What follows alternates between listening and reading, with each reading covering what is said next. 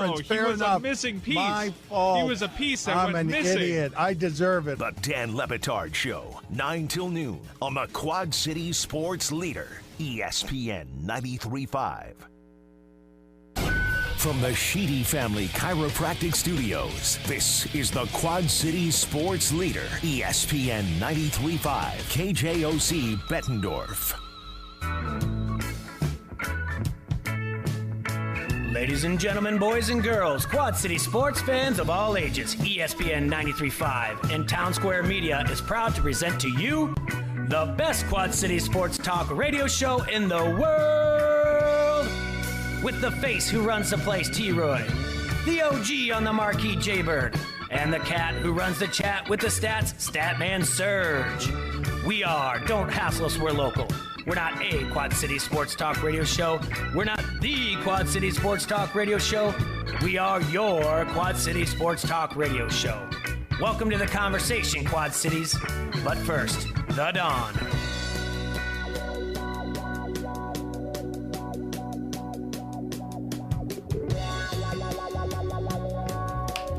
Good afternoon, Quad Cities.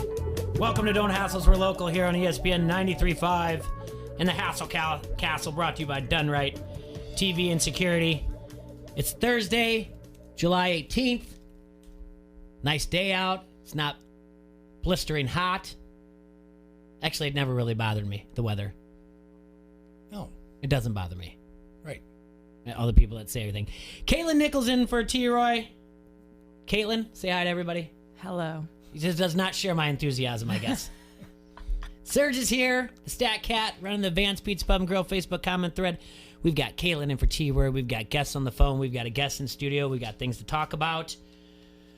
Yeah, the heat doesn't bother me. And people, I think it's a different kind of heat, Jay. No. Nope. It's humid. I get it. Yeah, it's But some people are always going to find something to complain about. I feel like you guys would not appreciate it as much if you had hair. Like I do have hair. I mean, like not a lot though. Explain to me what Or that wear means. makeup. What does that mean to the hair? What does it do? What does humidity do? It makes it go. It gets super frizzy, but then it just like holds the heat on your head. So my body temperature is probably a little bit higher than yours. And then also with makeup, like you can't wear makeup when it's super hot because then it just melts It's gonna off. run off. I get it. Yeah. I understand, but you know what? That's your choice too. You're not wrong, but Hey, Serge. Hey, Jay. Do you know why girls wear perfume and makeup? Tell us. Because they're ugly and they stink. That's why I don't wear makeup. I don't have to wear makeup. I don't know. I'll remember that. Yeah, there you go.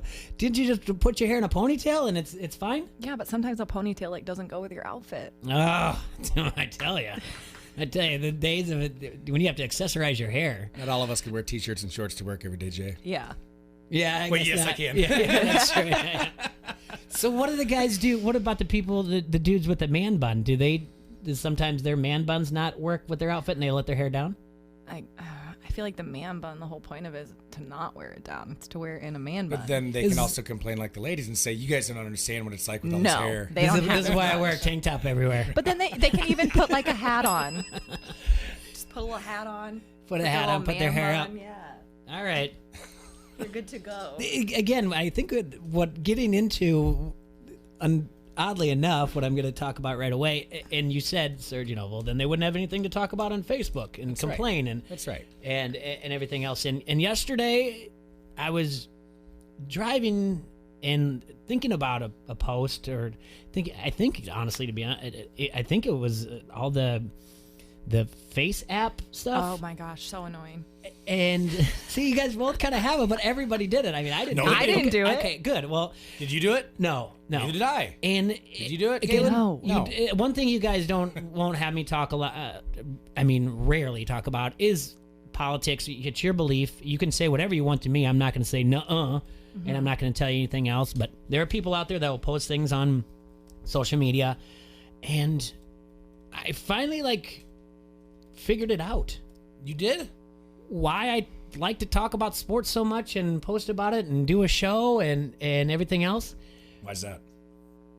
it keeps me sane, and I won't hate people who just try to push their opinions down my throat about everything, or complain about the weather, or complain about their significant other. People are always going to complain no matter what.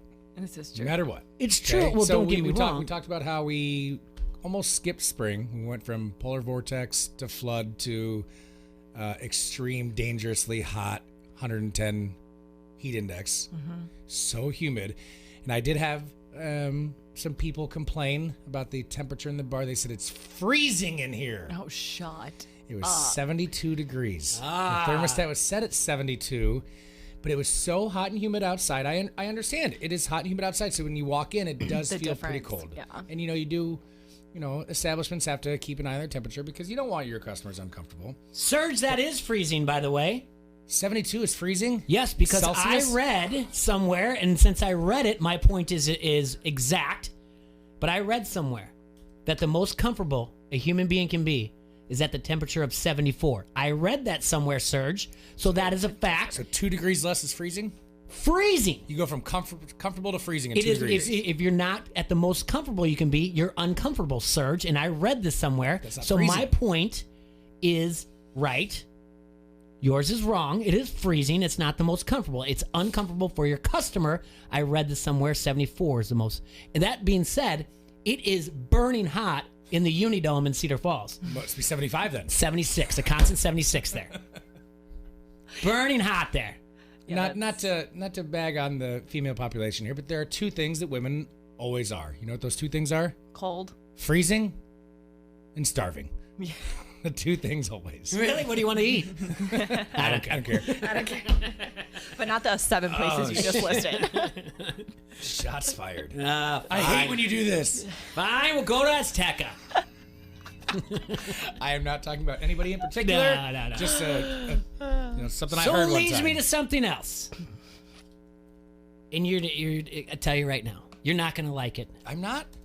You're not going to like it, Serge. Caitlin, you'll be indifferent. You may say tell stop me how to talking live about my it. life. The people What? on the Vance Pizza Bum Girl Facebook comment thread may not like it. But I'm going to tell you about something that happened last night that I walked into thinking, or that I watched on television, that I thought I was going to be very angry. Knowing a little bit about something that was going to be on this episode, I said to my kids, I want you to sit down and pay attention to a couple things here.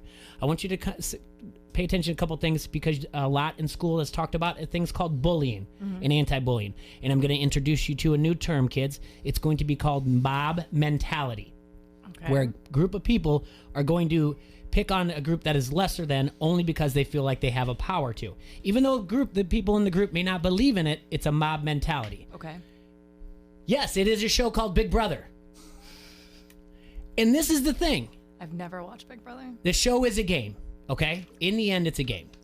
You win $500,000. I'm not going to take you through everything about it, but it is also an experiment on society.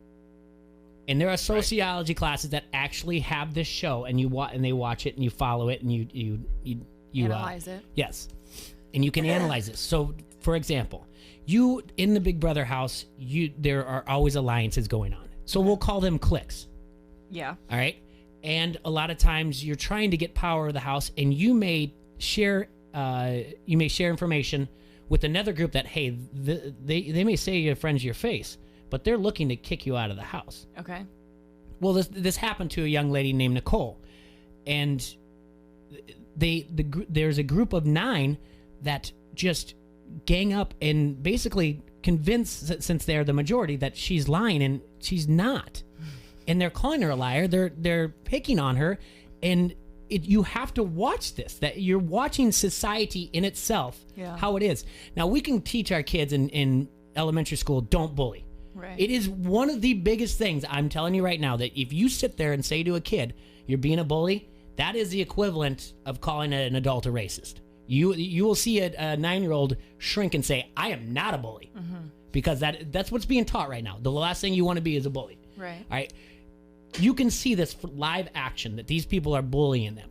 All right. Last week I told you about one of these guys in the house, Jack, where he has a eviction list in his head, and he has painted out. He said, I want this person in a row evicted. And I said, we are not paying attention to the fact that every person that he's listed is a minority in the house. In every way, this is transparent that this guy is a racist. He's also a bully. So you get to see this. Now, It is like society. There are people out there that are alphas. There are people out there that are betas. And there are people out there that are transparent fake alphas. They want to be alphas, but really they're not. Right. And you can see this anywhere in society. People, and this happens in life in anything, Serge. A breakup in a business partnership, a breakup in a relationship. Somebody's going to go tell the dirtiest of laundry to of anything that you may have done or whatever else. And the other, basically it's like this. Someone's going to scream from the mountaintops, that person is a bad person, that person's a bad person. Collect all these betas underneath them, and that person screaming from the mountaintop is no alpha, by the way. Right. They're the fake transparent one. But they're going to get all these betas that go, yeah, you're right, that person's bad, that person's bad. And someone's going to shrug their shoulders and go, I don't know. And that's what this Nicole girl's doing. Saying, hey, I gave you the right information. I was telling the truth. I'm not going to sit here and just tell you over and over again, you should believe me, you should believe me. Fine, be this way. And then what happens is someone else stands up for this Nicole, this guy named Ovi. He goes to the door, and these people are like, it's none of your business, Ovi. And he goes, I just don't appreciate what you're doing to her. She didn't do anything wrong. You guys are up here screaming, calling her names and everything. It was one of the most incredible hours of television to see, and one of the things that have my kids look at and say, this is mob mentality, and this is bullying. And because the kids, they're 9 and 7, and they have these diary room things, and they're sitting there looking at it going, but she's telling the truth. Yes. Obviously these people are videotaped everywhere. Right. We have 4 cameras in here, 3 work. They have over 4,000 cameras. You can't have a conversation in there without being recorded. Right. So when they sit there and say like, I didn't say this about you, they're like, so they say, hey, Nicole, the one who they said, they called you and said, Nicole said you said this. And then the person says, I didn't say that. And as a matter of fact, Nicole did it. And producers, Let's cut to the tape. Yeah. now they don't show it to the people in there, but the producers, so Right. the people watching get to see it. So my kids get to be like, why don't they believe her? I said, just watch how they sit there and spin everything. And they Force get feeding your kids Big Brother. They've been watching it for. They like it? Yes. Okay. And that put that out there. No, my kids look forward to it. Everything else. We do a draft at the beginning of the year. I've been watching this thing since the 2nd season. I've been watching this since 2000. Mediator in the house, and I feel like and so every conversation that they have, if they feel like there's going to be any type of controversy, they say, let's bring in Tommy. Well, Tommy gets all the information. Tommy just sits there. So wouldn't that be a threat to them? So wouldn't they They're want him not off smart the show? enough. All they care about is being in the Power Alliance, and they don't see that the people are actually stabbing him in the back. It's. I'm telling you, it is an incredible game, and everyone thinks it'd be easy. But the most important thing is, like I said, It's like ancient Rome. Yeah, it's all about power. So how do you decide that someone has to be kicked out? Like, do they vote on it? Yes. There's a head of household. They nominate 2 for eviction. Then there's And a power of they veto. vote him off the island. Yeah, out of the Big Brother house. Oh, okay. Yeah, there's a little bit of survivor element to Oh, it. okay. Yeah. But there's also like It's all the same, you'd say all there's the same. there's a little bit of MTV The Challenge to it, because there's challenges to it, and then there's a power of veto and all these other weird things, and now there's this camp comeback thing. But it is a crazy show. So but what is it, like a popularity contest? It starts off that way, and then Yeah. people eventually show their true colors, and you because you can't You can have only a large, live with people for so long until. yeah, and you can't have an alliance of 8 people when there's Right. 16. When you start off with 16 people in the house, all you do is you control the first 4 weeks, and then after that, it's chaos. I can't wait. Yeah, I can tell you're super invested. I am. Yeah. So who do you want to win? These people are terrible. My power rankings are Tommy, and then the rest of the house can just. See, you like Tommy too. Yeah, I like Tommy. Man, I can't wait to watch Older Brother. Older brother. I am just saying this. You don't have to watch the show. Last night was an incredible show to be able to show that to a 9 and 7-year-old. Was it amazing? It was not amazing, but for the first time, I would say producers did the right thing. And for those out there that say like, oh, I'd never watch it or whatever else, you know how you said it's all the same? Yes. There's also a big storyline of good guy versus bad guy, a lot like professional wrestling. And a lot of these writers for the show, and yes, even though it's supposed to be a reality game show, there's writers, a lot of them either have worked or go on to work for the WWE. Really? Yes, which is crazy. Interesting. And producers too. So they know how to work a storyline to make it seem like Right. Well, it's all about ratings. So like Yeah. they have a popular, well-liked, or the exact opposite, the so hated that it's good for ratings. And then after they're done with their reality series or whatever they were on, then if another network can pick them up, they pick them up. I guess long It's a story business. short, you could this shows bullying without saying like, hey, there's bullies out there, don't be a bully. It shows who's true to themselves in that, because in that situation you can easily lose yourself. Like there's a guy that's he's the transparent beta alpha, and you would think all this, and he's a family therapist outside of this. Oh, gosh. So you would think Come when someone on. says I have anxieties for this and that, and for him to sit there and say like, you're faking your anxieties to get yourself better in this game, like this guy is a family therapist. Oh, jeez.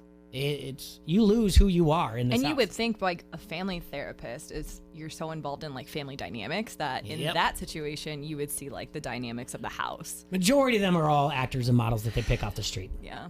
And these people are sequestered for 2 weeks, and they watch like a season or two, and then they say they're Big Brother fans and don't admit that they've been watching it since 2001 and that their favorite ever is Dr. Will. But that's me. And that's me wasting 10 minutes of your time.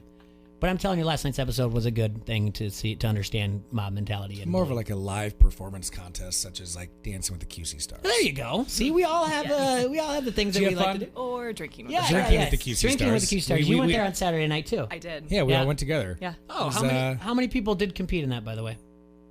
It was Friday and Saturday night, right? 8 groups Friday maybe? and Saturday night, and it's basically like 2 separate contests. Yeah. So you get put into pool A or B, whatever. Okay. Did either you two get nominated for the next round? Shut your mouth. Okay, well, I'm saying. I'm not checking my email. We had to ignore. Not that we know of. Not that we know. But you know what? There's strategy in that too. You know what? If I got nominated, I'd probably do it. What? Yeah. Shh, we're just gonna go with that, because if you say no, I'm not gonna do it, I'd never do it, I hope nobody nominates me, you're getting nominated. Yeah, well, unfortunately, I will tell you this.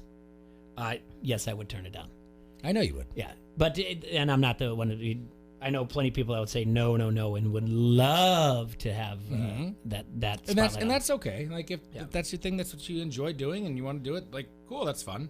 No. I'm saying I know plenty of people that would say no, I'm not going to do it, and then so that get the comments on Facebook or social media, be like, you should do it, just to get the likes, and then they'll be like, okay, you know. At the end of the day, though, don't sort they of do that this for a transparent cause? alpha I just described. Yes. Yeah. So I think that's cool. What is it? Say that again. Like They do it they for do it for a charities. cause. They do it for a cause. Yeah, That's the big sell. Yeah. Exactly. And then there's some people that say they're gonna do it, and then they back out. Oh, that's true. Doug. Yeah. Sorry. Yeah. We got to take one quick break, and then we're going to go on the phone with Stephen Rogers. We're going to talk about Eastern Iowa Elite Football Camp tryout. Sorry, not camp, that's coming up. Hey, Quad City, stop going to your favorite social media sites asking for suggestions of where to get your oil change, who does the best tattoo work, or the best place for lunch in the Quad Cities. Pick up your Locals Love Us guide. They have an easy-to-navigate table of contents to help you find whatever you're looking for. Or go to their website at localsloveus.com, click on Quad Cities, and then browse the favorites. It's so easy to use, they even rank the most popular places for you. While you're on their website, don't forget to vote for our show, Don't Hassle Us, We're Local, and all of our sponsors. That's Locals Love Us, your guide to the best. This is Tom Kakert from HawkeyeReport.com, and you are listening to Don't Hassle Us, We're Local on ESPN 93.5. It's the Wapello Pro Rodeo, July 19th and 20th. The only rodeo on the pro circuit sponsored by the FFA. We've worked hard all year long to build an event your family will love. This is not your run-of-the-mill festival. Some of the best rodeo riders in the country. Open barrel racing, trick roping. Sign your kids up for the mutton busting. Plus, rides and delicious, delicious food. Tickets are on sale now at WapeloProRodeo.com. It's the real deal. We made sure of it. The Wapello Pro Rodeo, sponsored by our FFA. See you at the rodeo. All Major Restorations is your insurance claim specialist. They work, live, and give back to the Quad Cities. I'm Chantal from Davenport, and I just want a free roof from All Major Restorations. If you missed their last free roof giveaway, another one is coming soon. And when storm damage hits, let All Major Restorations help you. They make the process quick and easy. The insurance company has people fighting for them. Let All Major Restorations work for you. Storm damage estimates are always free. All Major Restorations of the Quad Cities. Go to amrestorations.com. Get the performance you need from your outdoor power equipment and save 11% off everything. Now at Menards. Briggs & Stratton is the leader in small engine equipment. From pressure washers to portable generators, Briggs & Stratton has the power you need for all your outdoor projects. Check out Briggs & Stratton Outdoor Equipment and get 11% off everything at Menards now through July 20th. Savings are a mail-in rebate. Some exclusions apply. See store for details. Save big money at Menards. Casey's wants to introduce you to the newest member of the neighborhood. Meet the all-new Casey's.com. Now the same great made-from-scratch pizza is always easy to order, right at your fingertips. Casey's.com. Whether you're at home or on the go, you're always one fast click away from your favorite Casey's pizza. Try the new Casey's.com today. The easier, faster, friendlier way to order pizza. This month's special, order 2 large, delicious Casey's single-topping pizzas for only $9.99 each. Not valid with any other offer. ESPN 93.5 wants you to be an insider. Access great contests and giveaways and be in the know at ESPN935.com. Brought to you by Necker's Jewelers, where the Quad Cities gets engaged, and ESPN Quad Cities. From local to global, ESPN 93.5 has you covered with your Quad Cities sports talk show. It's Don't Hassle Us, We're Local. Talk sports with your favorite foursome, T-Roy, Jay-Bird, Surge, and you. Weekdays from noon to 2 on ESPN 93.5. I need a superhero. I just donated my car to Arrowhead Ranch for their upcoming auto auction on October 19th. How does that make you a superhero? My donation will help at-risk youth. I can deduct it from my taxes, and they even came and picked it up from my cave. Ah, my hero. Time is running out. Visit arrowheadyouth.org and donate your vehicle to Arrowhead Ranch, and you too can be a superhero. It doesn't matter what side of the river you're on. Your local Quad Cities sports show is right here. Don't hassle us, we're local. 12 to 2 on the Quad Cities sports leader, ESPN 93.5.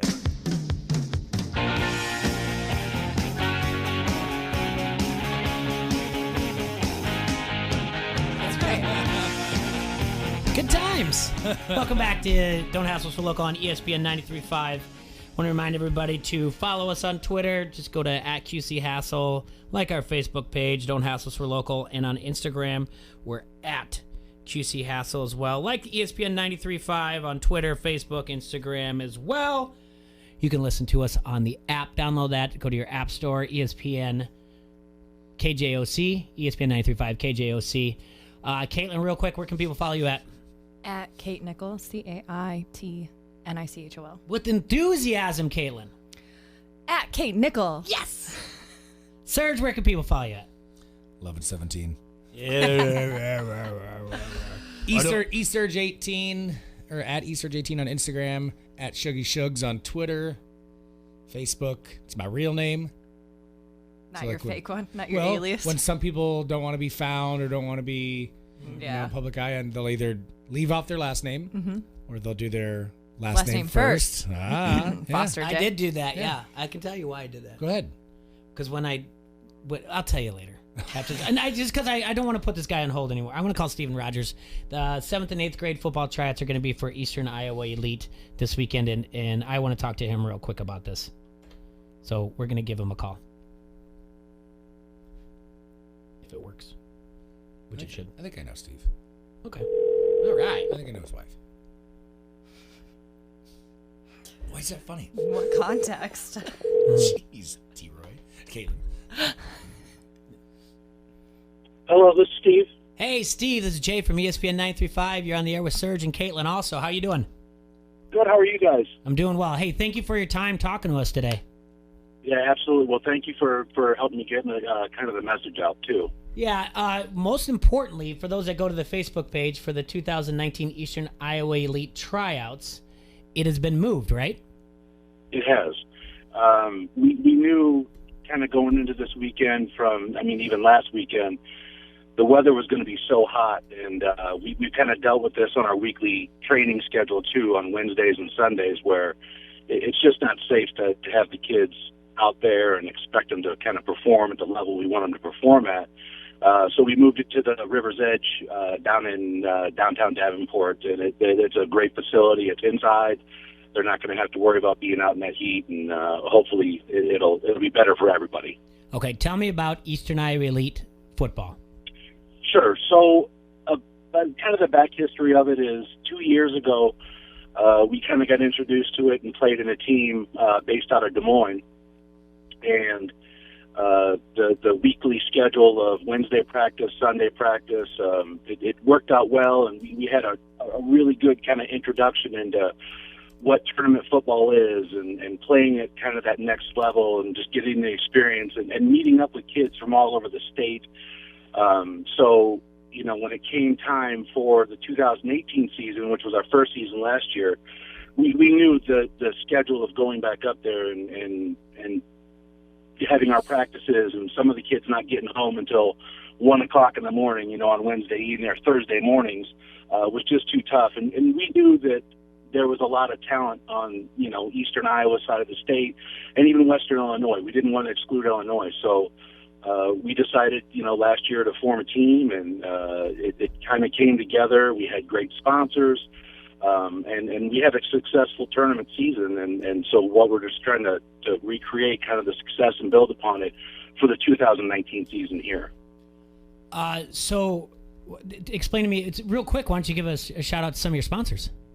Sure. Sponsors this year, we have John Cornish from Key Mortgage, Team Staffing, Smart Toyota, Cheesy Cow Mac and Cheesery, UICCU, which I guess is now Green State Credit Union, and then our Gas and Electric Credit Union. All right. So 2 years ago you had you went to Des Moines, you started something in Eastern Iowa. So how far does your team how far up and down the Mississippi does expand your roster? Sure. So last year, just as an example, we had kids we had one kid from New London. We had a couple kids from Cedar Rapids. We had kids from Bureau Valley over on the Illinois side. And then we had a lot of local kids that kind of represented every single high school that you'll see kind of here in the area: Assumption, West, North, Pleasant Valley, Bettendorf. So that was kind of what we were going for. We wanted to include and get even some of the smaller schools that, you know, you wouldn't necessarily see, you know, in this area. So we were very fortunate to kind of get a little bit of an outreach from some of the kids that we had played with from 2 years ago, even to last year, rejoining the team and kind of coming together. So our reach as far as that is, we want to keep it kind of eastern Iowa, so Iowa City side, Cedar Rapids, and then going down south from there, maybe Burlington, Muscatine area. And then last year, like I said, we'd only had a couple kids from the Illinois side. So this year, my one goal was to say, how do we get the kids from Rock Island, from Milan, from Moline, from Sherrard, from Orion, how do we get those guys involved in it? Because even though it's Eastern Iowa Elite, we still want to include that with being right here so close to Illinois. Of course. All right, so I'm familiar with travel softball, and I'm familiar with travel baseball from there as well, and obviously AAU basketball. So if I was a parent of a kid who was in 7th and 8th grade, tell me what I would expect, because I'm not familiar with travel football, okay? Sure. So if I'm taking my 12, 13, 14-year-old to tryouts, tell me what I would expect this Saturday at tryouts. Sure. So we're kind of checking the kids in. We're taking their height and their weight, and that's just kind of an overall idea. It kind of gives us the picture and the build of each one of the kids. We are running them through a certain amount of metrics. Now, some of them are going to be kind of what you would consider a high school or college level metric, so a 40-yard dash, a pro agility drill, which is a 5-10-5 drill, an L-cone drill. We're having them do some other things like push-ups, sit-ups. I mean, we're not running it as like a full combine type situation, but we want to see how these kids are moving and what they're doing. So we're shooting a little bit of video on them. We're kind of asking them to do this. We're asking them to follow a couple different drill instructions and kind of seeing how quickly they move along with it. And then we will run them through some positional things. We ask each of the kids to have an offensive and a defensive position that they want to choose.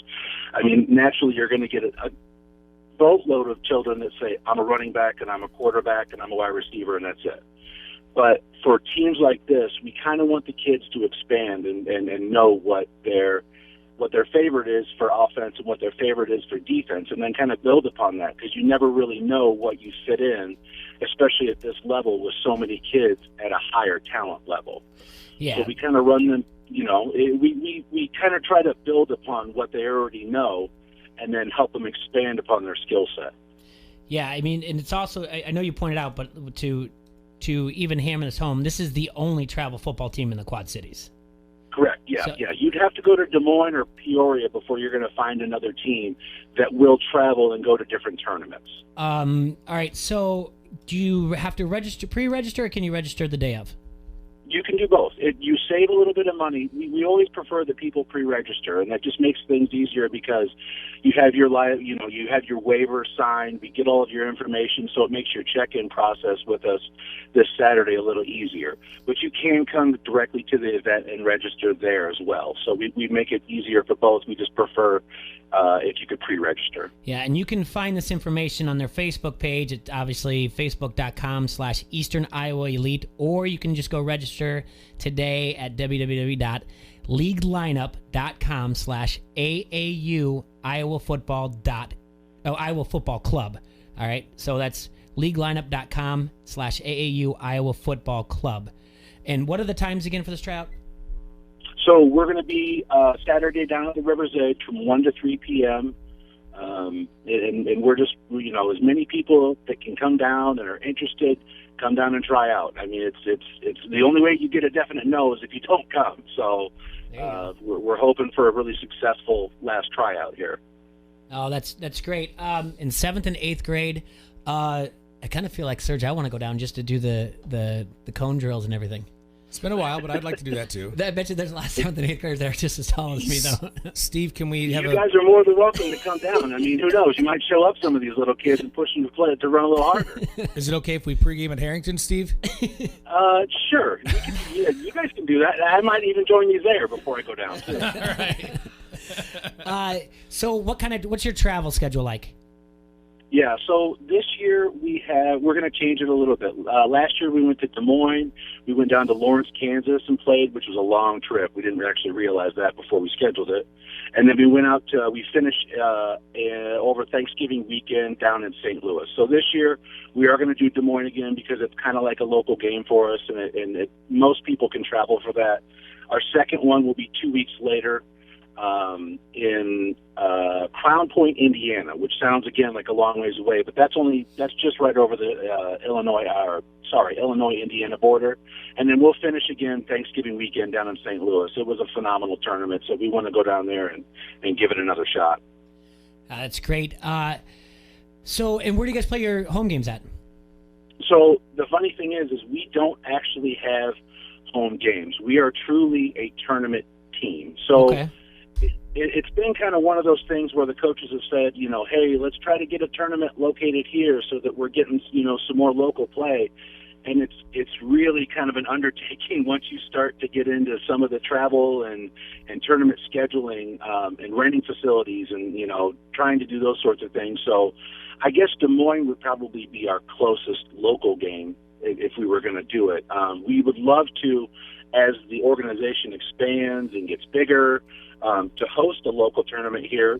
And like we do with all of our other tournaments, we would probably ask, some of the local high schools, hey, can we come and rent the field out today? I mean, we have a ton of nice local high schools here that have gorgeous fields. It would be great to host, out-of-town teams to come in and play. All right, so when you get closer to the season or whatever else, we need to find a day. Well, they'll be in school. We need to find a day maybe where the kids aren't in school that maybe we can get them on the air. Come in the studio. That'd be great. I know that Jay Kidwell came out and did a little bit of a story on us, and he was really impressed with one of the kids that we had that he kind of talked to and said, man, he talks better than some of my high school kids do. So I know they'd love to, and like I said, anything that we can do to really help get the message out to the community, because again, we had so many people last year say, I wish I would have known about this. Yeah. And so that's been my struggle this entire time. This is so new, and I think it's so foreign to a lot of people because we are such a baseball-heavy community that it's been a struggle to kind of get the word out. So, again, I appreciate you guys giving me the opportunity today to speak on it. Absolutely. We appreciate your time. Like I said, I apologize that it took me long to get back a hold of you and to get you on, but anything that we can do, we love to help. And so we wish you nothing but the best of luck for turnout on Saturday, and the players that you already have, congratulations to them. So I hope you have a big turnout, and report back to us and let us know when we can have you on. Absolutely. I'll stay in touch. Thanks, fellas. Thank you. You have a great day. All right. Bye-bye. All right. That's Steve Rogers, and that's Eastern Iowa Elite Football. The tryouts are going to be this Saturday, 1 to 3 down at River's Edge. And I kind of gave you an idea of what that's going to be like, and you can go to their Facebook page as well. Go to leaguelineup.com/Eastern Iowa Elite Football Club for more information. Get out there and do it. It's neat to have. Like I said, I've heard of there's AU basketball, traveling baseball, softball, but didn't know there was a football club like this. We just played flag football, and then on 7th and 8th grade you played tackle though, where I was at. So yeah, we didn't have tackle until high school, but. All right, we got to take a quick break. When we come back, we're going to take another phone call. We're going to call our boy Wes Ericke. I say that because I feel like we're friends, even though I've never shook hands with the guy, but he's the president of Iowa Gaming and Racing Association. We're friends. We've talked to him a few times. Yes, we're going to try to lock down an exact date of when Iowa, when you can place your first bet at a sports book here in Iowa. Hopefully Wes doesn't give us too many vague answers here. But we're going to try to lock it down. We're going to take a quick break. Front Street Brewery, the oldest brew pub in the state of Iowa, is nestled beautifully along the bank of the mighty Mississippi. It's served the fine community of Davenport, Iowa since 1992 with awesome beers such as the Davenport Gold, a satisfying American ale, pale straw in color with a sweet corn-like aroma and a crisp, clean finish. Smooth, balanced, and refreshing. The Wise Guy there take on an instantly recognizable German wheat beer that staked its claim on palates around the world. Brewed with noble German yeast, this refreshingly sweet and smooth brew features a citrusy tart aroma with significant notes of banana and clove.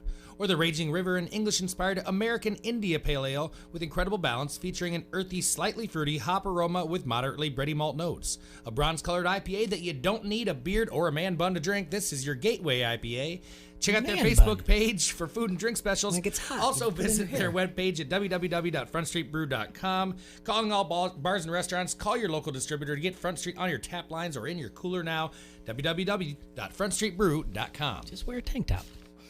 This is Josh Sides, head coach, St. Ambrose University Esports. You're listening to Don't Hassle Us, We're Local on ESPN 93.5. You have plans for your business. First Midwest Bank has ideas. Ideas for larger commercial operations like manufacturing, navigating the complex commercial real estate market, or equipment financing. Ideas for small businesses like keeping cash flow predictable, lines of credit, building benefits packages, and more. With over 75 years of local knowledge and expertise, First Midwest Bank has ideas for building momentum for your business in the Quad Cities. Learn more at firstmidwest.com/ideas. First Midwest, your local Quad Cities bank. It's the Wapello Pro Rodeo, July 19th and 20th. The only rodeo on the pro circuit sponsored by the FFA. We've worked hard all year long to build an event your family will love. This is not your run-of-the-mill festival. Some of the best rodeo riders in the country.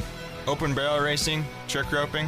Sign your kids up for the mutton busting. Plus, rides and delicious, delicious food. Tickets are on sale now at WapeloProRodeo.com. It's the real deal. We made sure of it. The Wapello Pro Rodeo, sponsored by our FFA. See you at the rodeo. ESPN 93.5 is the Quad City sports leader and home of your local sports show, Don't Hassle Us, We're Local. Listen for a chance to win everything from tickets to free food. Every time you win and pick up your prize at the ESPN 93.5 Pepsi ticket window, we'll give you a Pepsi for the road as well. It's like winning twice. Get more chances to win by downloading the ESPN 93.5 app or going to ESPN935.com. From the Quad City sports leader, ESPN 93.5. From the first pitch to the last out, you'll hear every inning of Chicago Cubs baseball on ESPN 93.5. He's at the warning track. It's at the wall. So long. Presented by Frick's Tap, Glens Creek Golf Course, G&G Retailers, Augustana College Athletic Department, Sexton Ford, American Family Insurance, Adam Rattler Agency. Game over. Cubs win. The Chicago Cubs are on the Quad Cities sports leader, ESPN 93.5. Shopping pre-owned?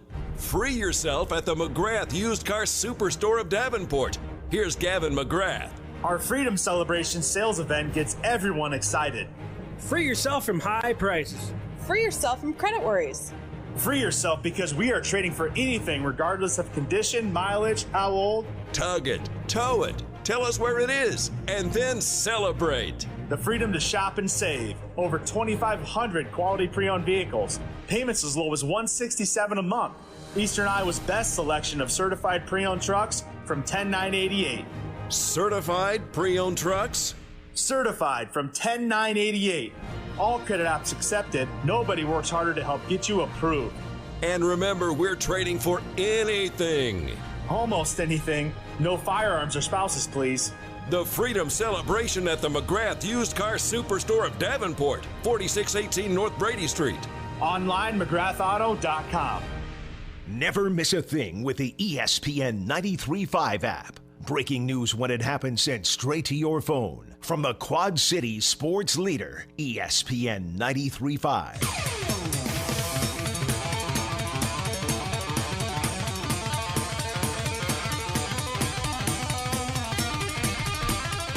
Welcome back to Don't Hassle Us, We're Local here on ESPN 93.5, brought to you by Done Right TV and Security Solutions. In studio for T-Roy is Kaylin Nickel.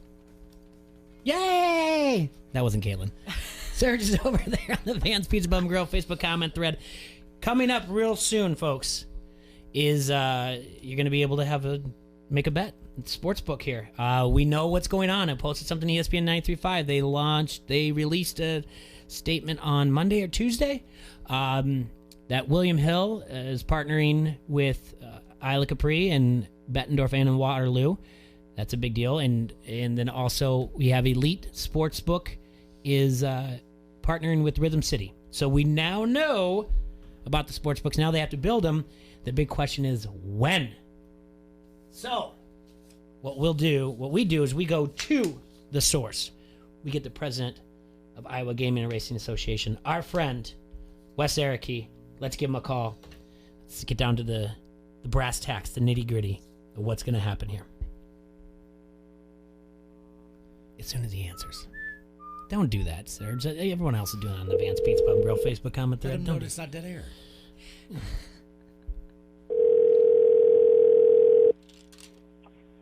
This is Wes. Hey, Wes, it's Jay from ESPN 93.5. How you doing? Fabulous, thank you. Good afternoon, sir. Yes, Caitlin's in for T-Roy. She might stop and ask you a question. Serge is over here as well, so you might have voices coming from all over. But we appreciate your time, my friend. It's a busy time, but a fun time for you, yes? Oh, very much so. Exciting, but a lot of work being done by each of the casino properties as well as their third-party vendor relationships. The Racing and Gaming Commission expects a high level of integrity and oversight and standards. So any renovation has to be approved, all these various agreements. So a lot is going on, not only with the casinos, but working with the respective the regulators, but also the rules have been put out by the Racing Gaming Commission and responses to those, and hopefully those be approved by July 30th. And if any casino that's ready with all the various checkpoints along the way, we could be looking to be up and running in several places by the middle of August.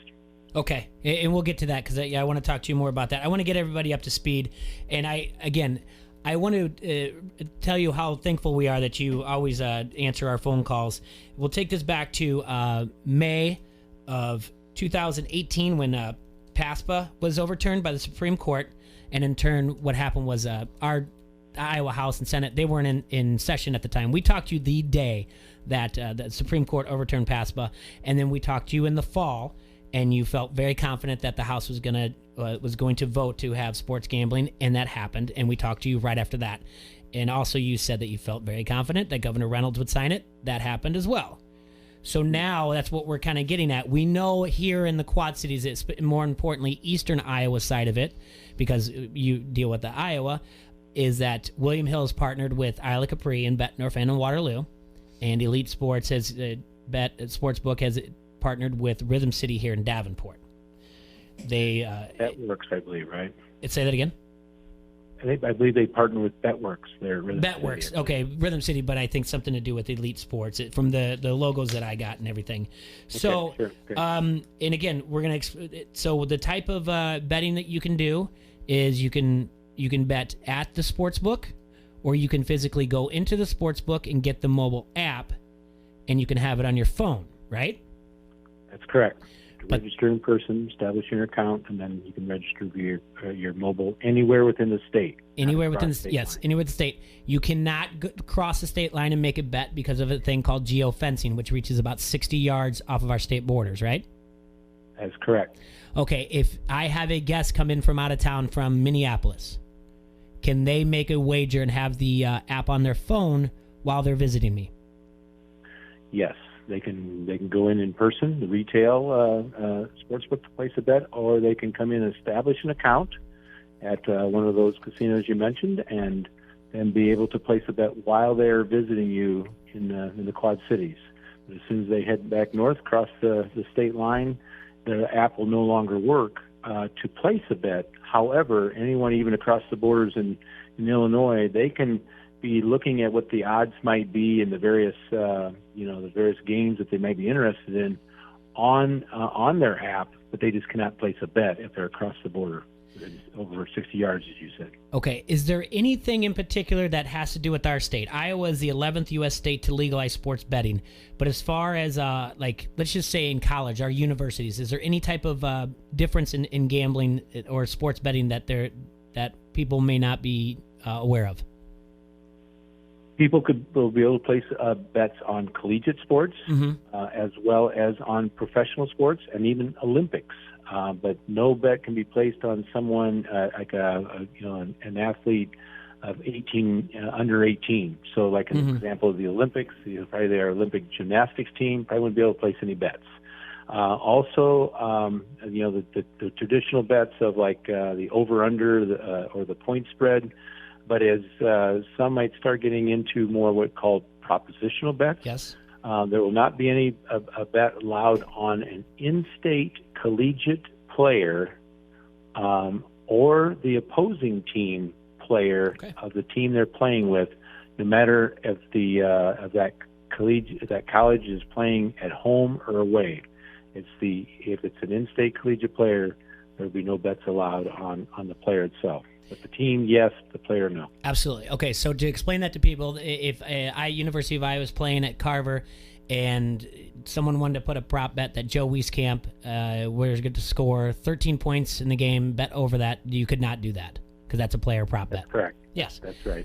Stanley is going to throw for 100 yards this game. You can't place a bet like that. I know. Look at you, Wes, dropping an Iowa player, and you're an Iowa State guy. Yeah, I'm trying to help support all of our wonderful teams. Be aware of them anyway. All right, so even though, to get the sports book up, that's what we're trying to talk to you about today. So, you think mid-August will be probably, if you had to say, let's say at Prairie Meadows there in Des Moines, when would the first bet be made there in Prairie Meadows? August 15th at noon. Okay. And that's the first available opportunity set by the Racing Gaming Commission of any casino will be able to place their first bet, if they are ready, on August 15th at noon. So that could be the ones in your area as well. Okay. But certainly if they're not quite ready, then if they haven't got everything quite approved, then when it will be when they are ready. August 15th at noon is the date right now. It's been established by the Racing Gaming Commission. All right. So what I'm going to do is I'm going to get a hold of the mayors here in Davenport and Bettendorf and tell them. And then I'm going to tell the casinos also, get in gear, get your stuff in line so that the mayors can be the first to make the bet at August 15th at noon. Why not Jay? Well, of course I'm going to lobby for me to do it, Mr. Eric. Of course I am, but I'm not that famous. But I feel like I'm about 8 back in line. That I should be up there though. I should be in the top 10. Perfect. I think. Perfect. You're in the top 10. I hope you are. Yeah, I hope I am as well. Anything else going on that's coming up, or you just dotting the I's and crossing the T's over all this? That's really what it is about now. It's the Racing Gaming Commission will be meeting in a special meeting on July 30th to hopefully approve their rules, and that then will set in motion the various other approvals that would take place in the following couple of weeks to get that August 15th.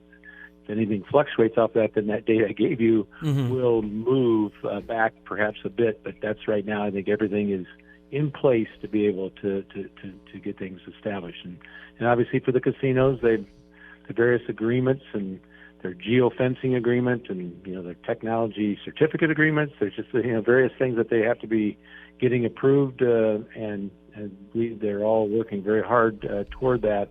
And this July 30th meeting will be more of those approvals for the casinos that have not done yet so, and so it's a very exciting time. What particular is the July 30th meeting? What's going on there? That really just a special meeting set forth by the commission. They just had one on July 11th where they did several more approvals of casino requests for their third-party vendor relationships and a variety of things. But then they had a public hearing on their rules, very limited comment, so that really speaks volumes as to how well they put them together. And so then they heard that comment, and then they will finalize and approve those, which is expected to happen on July 30th, along with any other approvals. And one that's very specific is you have to have an internal control on account registration to come in person, to register, to sign up your account. If the casinos that are ready with that, which I assume several will be, that the commission will approve those on July 30th. So then casinos can start signing up people for their account registration. They just can't do so yet, but they can start signing them up so that come August 15th, they would be ready to go to get their account. So that is another part of this that presumably several will be ready to go and get approved and can start signing up customers by July 31st. Can I want to ask you one more question. I know your time is limited, but this is from listener Matt Erickson on the Vance Beats Pub and Grill Facebook comment thread. Do you know if the sports books here in the QC or in Iowa will be race books, and will they do simulcasts of the horse racing during the day? Is that allowed under this? I don't. Certainly Clinton has offers that. Prairie Meadows offers that, but I don't believe the others are going to be set up to do that right away, or perhaps maybe not ever. I mean, I think that's another aspect but I don't think that they're planning to do that, if I understand correctly. Okay. Yeah, and that's a good question, because a lot of people, when you have the Triple Crown, a lot of people like to put bets on the horses. But it's a good plug for Clinton and Prairie Meadows there. So yeah, that's right. Well, and by the time you come around to the Triple Crown, others might be ready to be able to offer that. But getting that licensing signal and some of the agreements with that, I don't believe they're focused on that. Clinton has been offering it for a while, and Prairie Meadows forever. And so others, I think, are more focused on the collegiate and professional sports, especially as football is just right around the corner to get everything up and ready for that. But perhaps by next spring, when the Triple Crown comes around, I wouldn't rule it out necessarily. Awesome. Well, Wes, thank you so much for your time. I appreciate it. I know probably closer to that time, August 15th, I'm going to reach out again. If you have time for us, we'd love to talk with you again. It'd be my pleasure to do so, sir. Thank you so much, Wes. You have a great day. Thanks for your time. Yeah, thank you. Yep. My pleasure. Have a great day, too. You too. All right, that's Wes Eric, he's president of the Iowa Racing and Gaming Commission. He's excited about it. He's put all this together. He always makes time for us. You finally got your answer, folks. August 15th at noon. Do you feel so happy now? I do feel happy. Now it's going to go to the highest bidder out there for Rhythm City and Isla Capri, who wants us to do our live show from their sports book at noon on August 15th.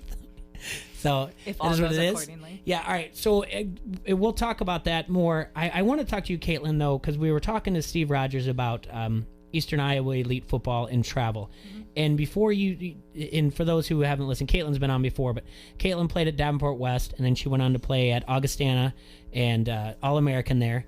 In Sioux Falls. Sioux Falls, not Rock Island. Yeah, sorry, I forgot to mention that as well. Yeah. Stop. And but you played travel ball too, but you just played for a feeder program for Davenport West. Correct. Okay. A lot of traveling. What year did you start? When did you start? What grade? Oh gosh, I think I was 8 when I started playing 10 and under.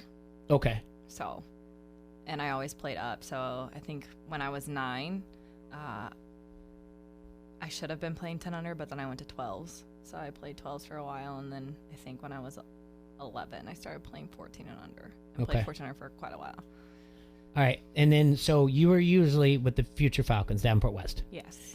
Ever at all, ever thought of the like Firebirds or Lady Hitmen or anything else? Was there ever a thought of maybe trying something else just to get a different teammates or a different look or a different type of style of play? Right, and I think too, especially playing softball since I can remember.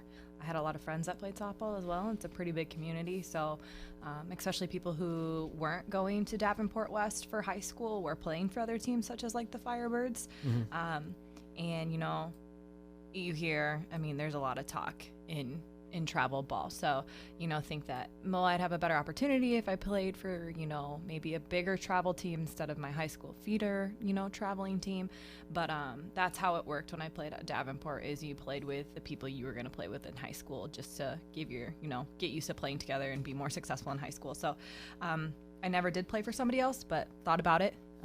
But looking back, I don't think it would have made a difference. Yeah, I mean, there's always, no matter what, there's always an idea of someone's going to sell their program and say it's better. For sure. Someone's going to sell their program and say that you're, you have more opportunities to do things. You're going to see more talent. You're going to have more exposure, college-wise, if you do this over here.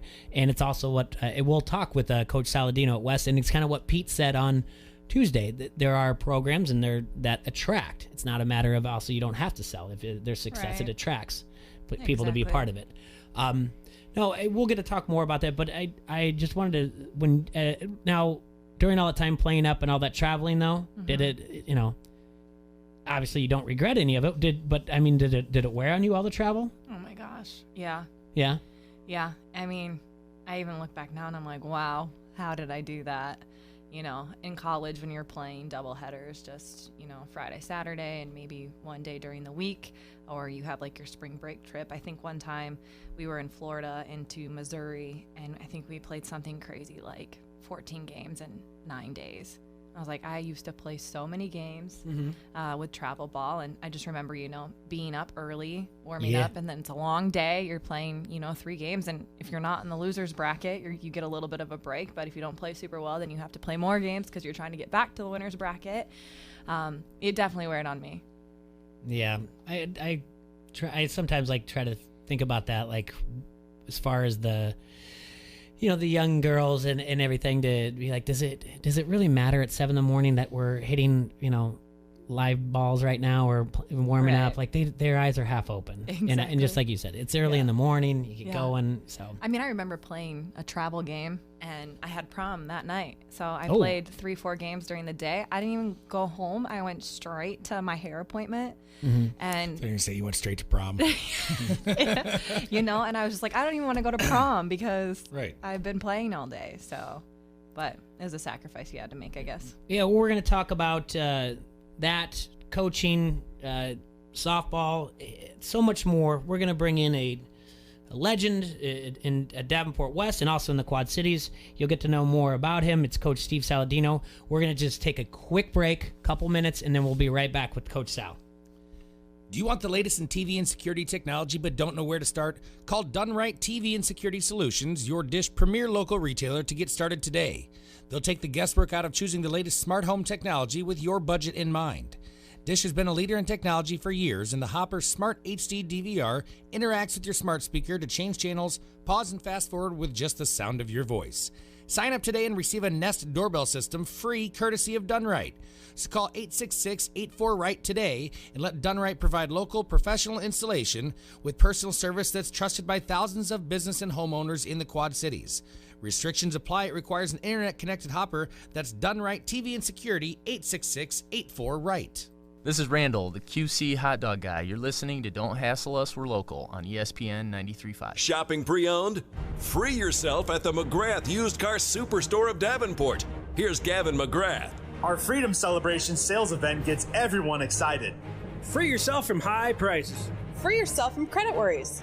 Free yourself because we are trading for anything regardless of condition, mileage, how old. Tug it, tow it, tell us where it is, and then celebrate. The freedom to shop and save. Over 2,500 quality pre-owned vehicles. Payments as low as $167 a month. Eastern Iowa's best selection of certified pre-owned trucks from $10,988. Certified pre-owned trucks? Certified from $10,988.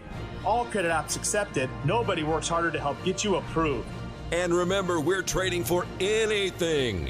Almost anything. No firearms or spouses, please. The Freedom Celebration at the McGrath Used Car Superstore of Davenport, 4618 North Brady Street. Online, McGrathAuto.com. The Will Kane Show, 2 till 5, on the Quad Cities Sports Leader, ESPN 93.5. ESPN 93.5 is the Quad Cities sports leader and home of your local sports show, Don't Hassle Us, We're Local. Listen for a chance to win everything from tickets to free food. Every time you win and pick up your prize at the ESPN 93.5 Pepsi ticket window, we'll give you a Pepsi for the road as well. It's like winning twice. Get more chances to win by downloading the ESPN 93.5 app or going to ESPN935.com. From the Quad Cities sports leader, ESPN 93.5. Hey, this is Dorf with Dancing with the QC Stars. You're listening to Don't Hassle Us, We're Local on ESPN Radio 93.5. I need a superhero. I just donated my car to Arrowhead Ranch for their upcoming auto auction on October 19th. How does that make you a superhero? My donation will help at-risk youth. I can deduct it from my taxes, and they even came and picked it up from my cave. Ah, my hero. Time is running out. Visit arrowheadyouth.org and donate your vehicle to Arrowhead Ranch, and you too can be a superhero.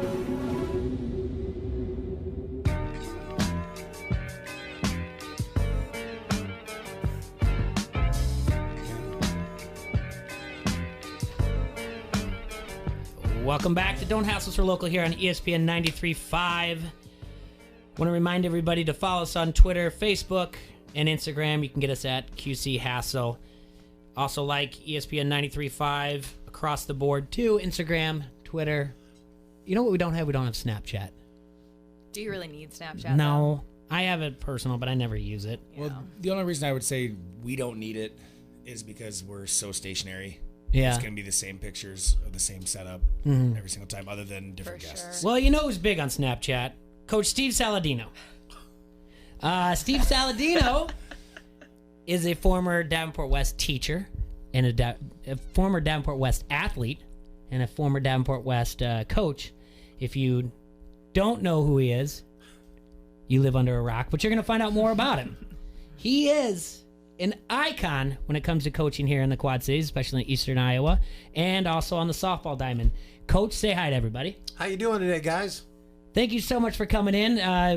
We have a, let's see, how long have I known you now, Sal? It's roughly 16 years. It'll be 16 years You're this better fall. at math than I am. Well, it's pretty simple. But yeah, it's 16 years that we've known each other. I had the pleasure of coaching softball in your program. Caitlin had the pleasure of playing softball in your program for 5 years. But we're going to get to all that as well. Sal, you are from here originally, right? Yes, sir. Born and out by Walcott, Iowa. All right. So take us through all that. What was Walcott like growing up? And then take us through. Am I supposed to be telling my life? Yeah, I want to know. We want to know your background, man. I want to know about Walcott. I want to know about Davenport West back in the day. About hold on. What can I say? And what Do you can I say? still hold the record for the scoring average for a season for boys basketball? No, I haven't looked at it lately, but I don't think so. I think What did Tony you average? Bruce What did you average your? He did not break it in '94. What did you average your senior year? 20. Yeah. Yeah, Bruce was probably out there. Yeah, he was a little higher. They scored more points. We scored 21. We scored 21 as a team. We ran once down the court, and that gave us the extra edge. All right, so Walcott is basically it's still the same situation though. Walcott was a feeder into West then. So you want me to tell you my life? Just get me up to speed, okay. Sal. People need to know. How much time do I have? You've got it. You've got all the time you need. 57 minutes. Born and raised Walcott, Iowa, on a farm. Yeah. Went to Walcott Junior High. Yeah. Got into basketball because that's what farm kids do. They play in the hay mound and whatever. I remember as a kid getting atrociously beat up by Edwin Maxwell, who's now an anesthesiologist in the Quad Cities, and my brother when we played basketball in the Hay Mountain. I go in for a layup, and I end up on the wall.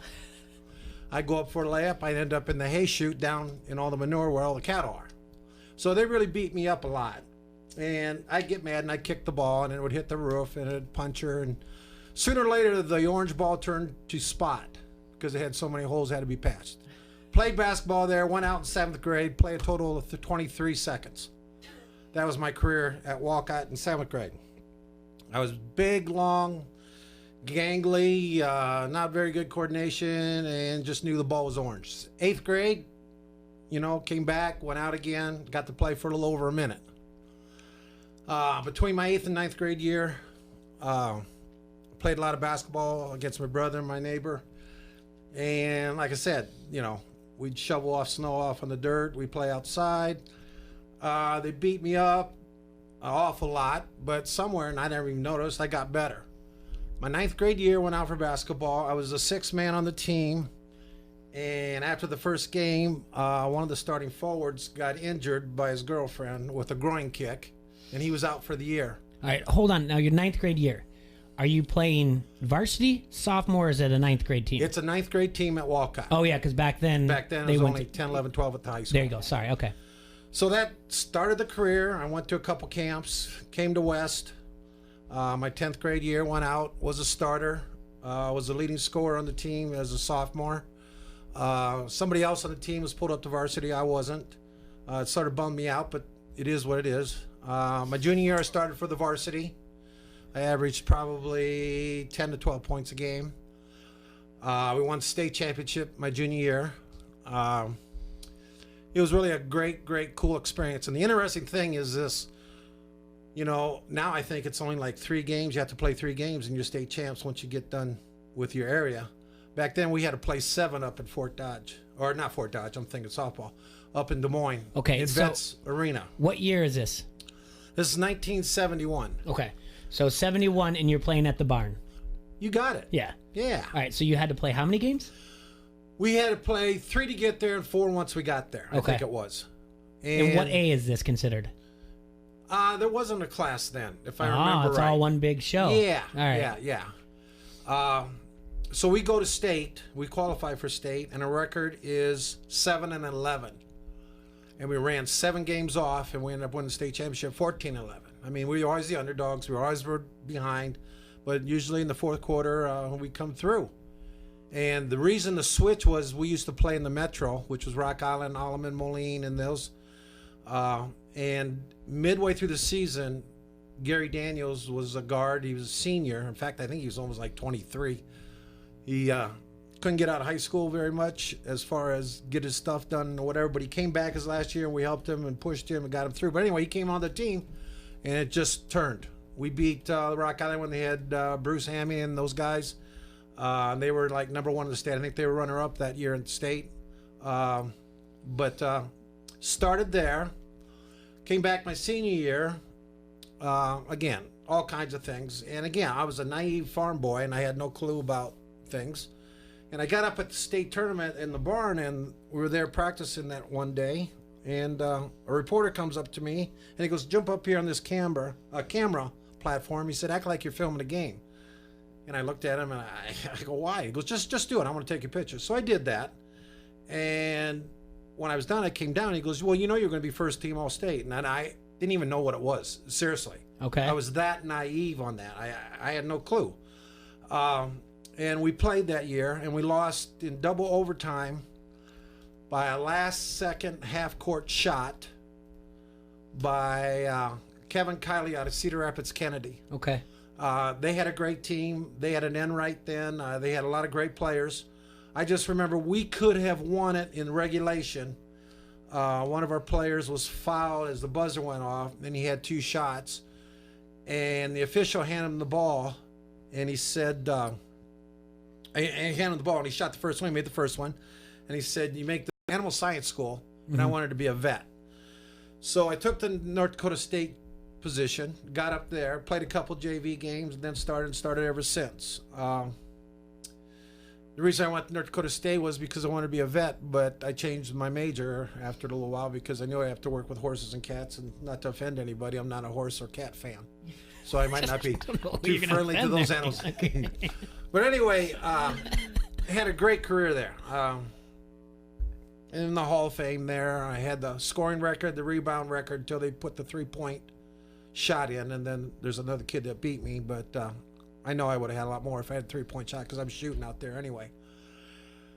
Went through my years, was all conference, all American. My senior year when I was all done, Chicago Bulls drafted me. They were going to send me out East Coast to play an Eastern League, an Italian league in Italy, in the European League. Wanted me because I was an Italian American and they could have one on each of their teams or on the team from, I was half or whatever for an American. So, okay, can we pause? You want to know why we pause here for a second? Yeah. First things first. Here's what you scanned over. You're an All-American. Yeah.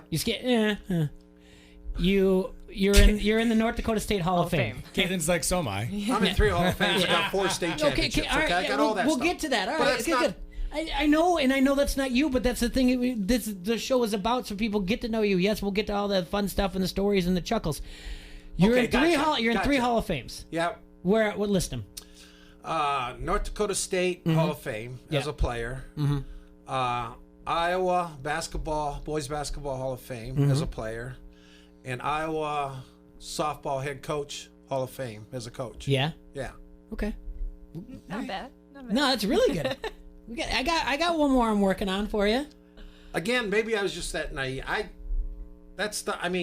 My thing was to play as hard as I could and to be the best.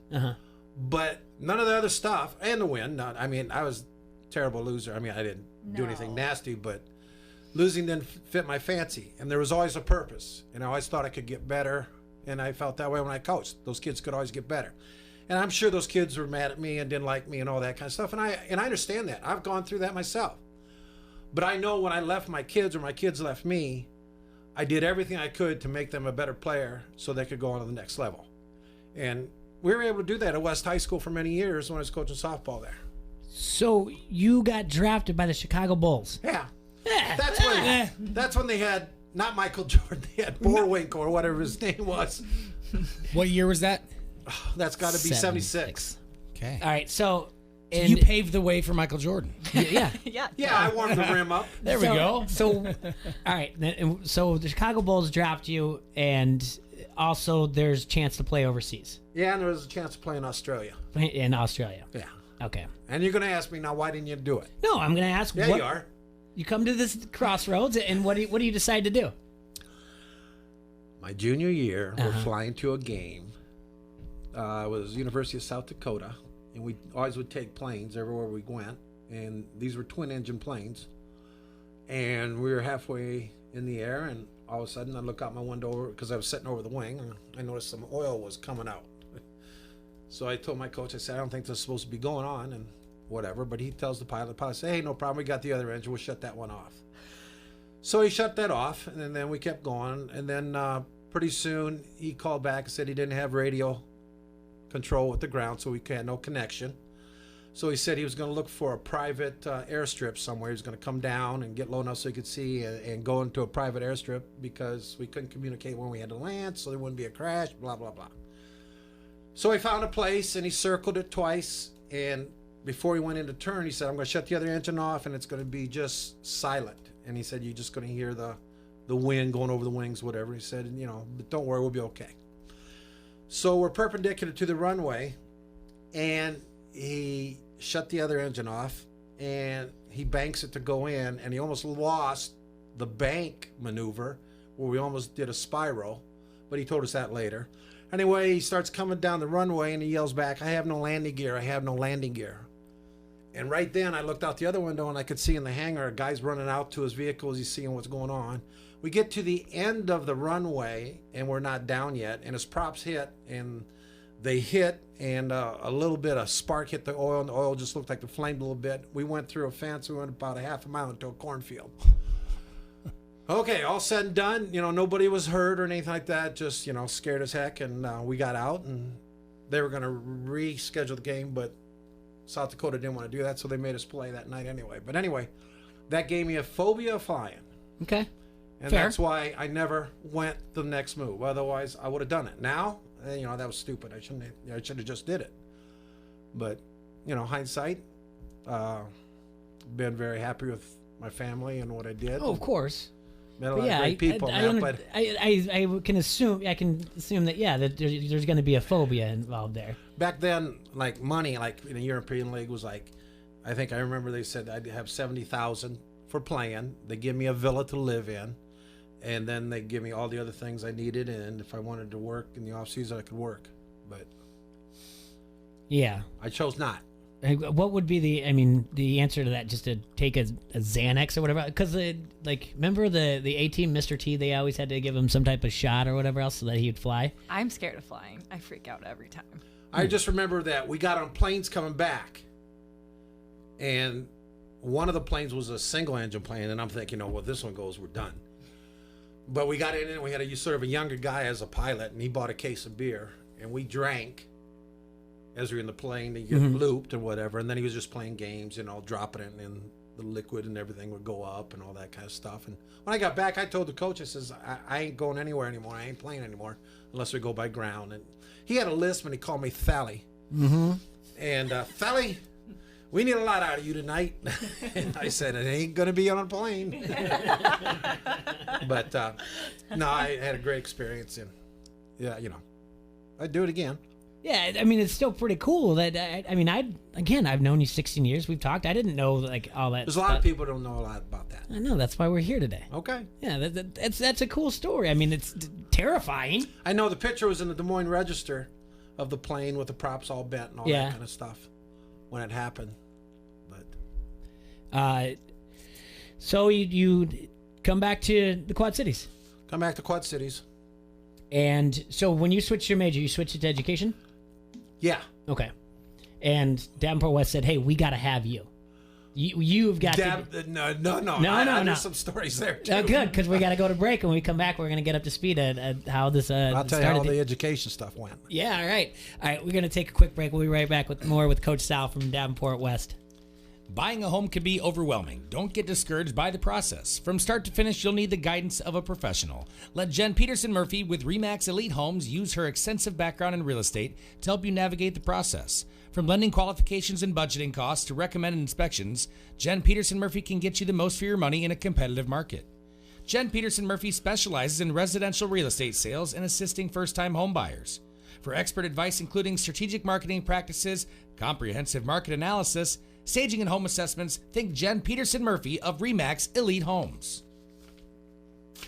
This is Ella Schmidt, the 106-pounder for Bettendorf, and you are listening to Don't Hassle Us, We're Local on ESPN 93.5. Casey's wants to introduce you to the newest member of the neighborhood. Meet the all-new Casey's.com. Now the same great made-from-scratch pizza is always easy to order, right at your fingertips. Casey's.com. Whether you're at home or on the go, you're always one fast click away from your favorite Casey's pizza. Try the new Casey's.com today. The easier, faster, friendlier way to order pizza. This month's special, order 2 large, delicious Casey's single-topping pizzas for only $9.99 each. Not valid with any other offer. Shopping pre-owned?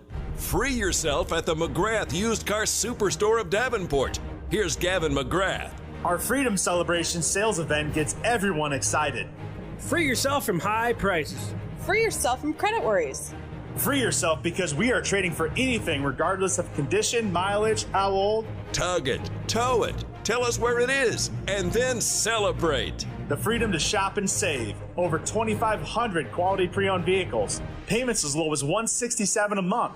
Eastern Iowa's best selection of certified pre-owned trucks from $10,988. Certified pre-owned trucks? Certified from $10,988. All credit apps accepted. Nobody works harder to help get you approved. And remember, we're trading for anything. Almost anything. No firearms or spouses, please. The Freedom Celebration at the McGrath Used Car Superstore of Davenport, 4618 North Brady Street. Online, McGrathAuto.com. It's the Wapello Pro Rodeo, July 19th and 20th. The only rodeo on the pro circuit sponsored by the FFA. We've worked hard all year long to build an event your family will love. This is not your run-of-the-mill festival. Some of the best rodeo riders in the country.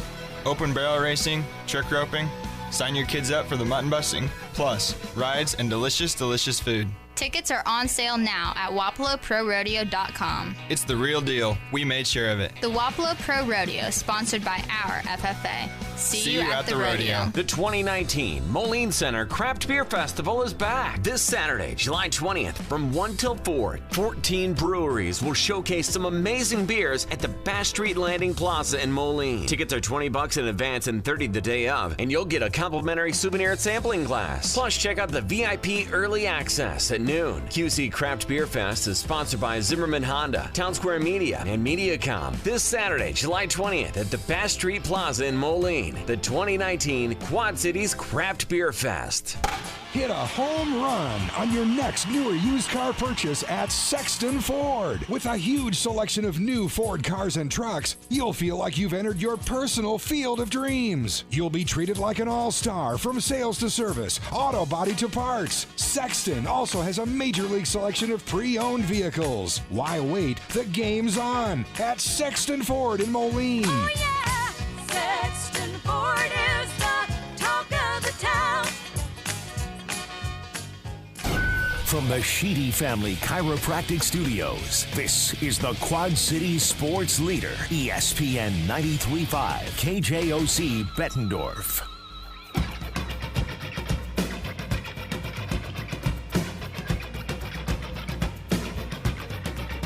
Welcome back to Don't Hassle, we're local here on ESPN 93.5. Currently in studio, we have Coach Steve Saladino from Davenport West. And Caitlin Nichols in for T-Roy. Serge had to run out, but still be looking at the Vance Pizza Pub and Grill Facebook comment thread. Get on there and say hi to Sal. All right, Sal, before we went to break, we talked about you came back to the Quad Cities, and was West the first place you taught? No, sir. I came back to Quad Cities, and my dad had a big, I don't know, fetish or whatever about me working at some big factory, making big money, whatever. So we sort of had a hookup at Caterpillar Tractor Company when they were out at Mount Joy. So before I could get to there, I had to wait 3 months, and then they had an opening. I was going to be hired by them. I worked for this guy that was shingling the Annie Whitmire home. They were taking off slate and then putting on regular shingles. So I did that for about a week and a half, and then I said no more because the slate on this with the sun and that had so much. I mean, it was just ruthless. I mean, their face was all peeling and lips and that. So I got out of that. That wasn't for me. Got hired by Caterpillar. My intent was to be in the office, but I had to go through a training program on the graveyard shift out in the factory. So first day there, again, me with my work ethic, they put me on a machine for piecework, and I did what I was supposed to do. But again, if you tell me to make 50, I'm going to make 100. So I was really flying through them, and I got done. And afterwards, the second day, a guy on the line came over to me. He said, you're going too fast. I said, well, that's what I'm supposed to do. And he goes, no. He said, you're making way too much. He said, it makes the rest of us look bad. And he said, you don't do that here. Well, then I figured out that that wasn't for me because I ain't going through that. So I got out of that, got on as an aide at Wood Junior High. I was an aide in special ed out there for a while. Then between that summer, I had gotten married to my high school sweetheart, and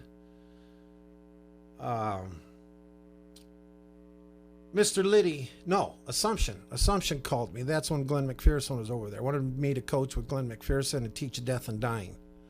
And so I went into Mr. Liddy. I said, Mr. Liddy, I'm married now. I need to make more money. I'm sorry I can't be, because I was an aide up there at West that year and coaching girls basketball with Dave Day. And I go, I got to make more money. And he goes, in a few words I probably shouldn't say on here, but he goes, well, let me look at your file. And he pulls open the door and looks at my file. At this point, I have never taught in any classroom. I've only been in the gym teaching wrestling, soccer, and all that kind of stuff. He looks at my folder, and he goes, oh, you took chicken husbandry, you took horse husbandry, you took a lot of animal science class in that. He said, I think you can teach science. I said, what? He goes, you're starting Monday. He said, you can go down in the room. There's some stuff laying around. Figure out what you need to do and go. Okay, so he puts me in that position. I go down the room, and I'm thinking, what am I doing? I'm starting to panic now. Mm-hmm. Monday I come in, so I teach that first semester, and when we get close to Christmas, I'm so stressed out because I know the kids know more than I do. Because, face it, when I went to the school, I could have applied myself a whole bunch more to know a lot more, but I didn't. So now it was payback. So anyway, I went into Mr. Liddy. I said, Mr. Liddy, I can't do this. I said, I'm cheating these kids. And Bob Liddy said, how'd he say it? He goes, take a week off and come back and finish the semester and then tell me how you feel. So I did. I took the week off and came back and did. At the end of the semester, I went back into him and said, I can do it. So then I took it and stayed on from there on and did a lot of coaching, from softball to volleyball, basketball, whatever. And that's the story on education. That's the story on education. Yeah. Well, I got my master's and all those things. I took classes. What was it the week off? What did you do during the week off? Just kept telling myself I ain't going back. I ain't going back. Okay. I ain't going back. And then because I had so much respect for Bob Liddy, he was my principal when I was there. Mm-hmm. I decided that I owe him that. So I just sucked it up and went. And then it just seemed like that all that was off my shoulders. Because I had my expectations and that, and working with teachers I had in the same department, and I'm supposed to be doing all this stuff, So yeah. It made it a lot easier for me. And then I loved it from then on. Well, again, this is gonna be more of the message as we continue to talk. But you applied yourself. You did what you were supposed to do. You worked hard. Yeah. And you were holding yourself accountable because others held you accountable. Right. And that's going to be the key of a lot of things we talk about. When I was teaching that, I tried to make the class fun. I tried to make the kids want to be there. And I thought if you could do that, then you could get your whatever you had to. It's not all about facts and thoughts and figures and numbers and all that kind of stuff. There's a lot of other things like socialization,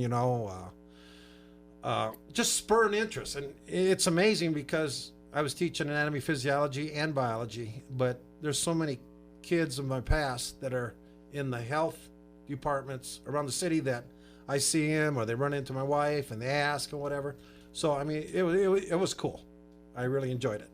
Yeah. Like you said, you made it fun.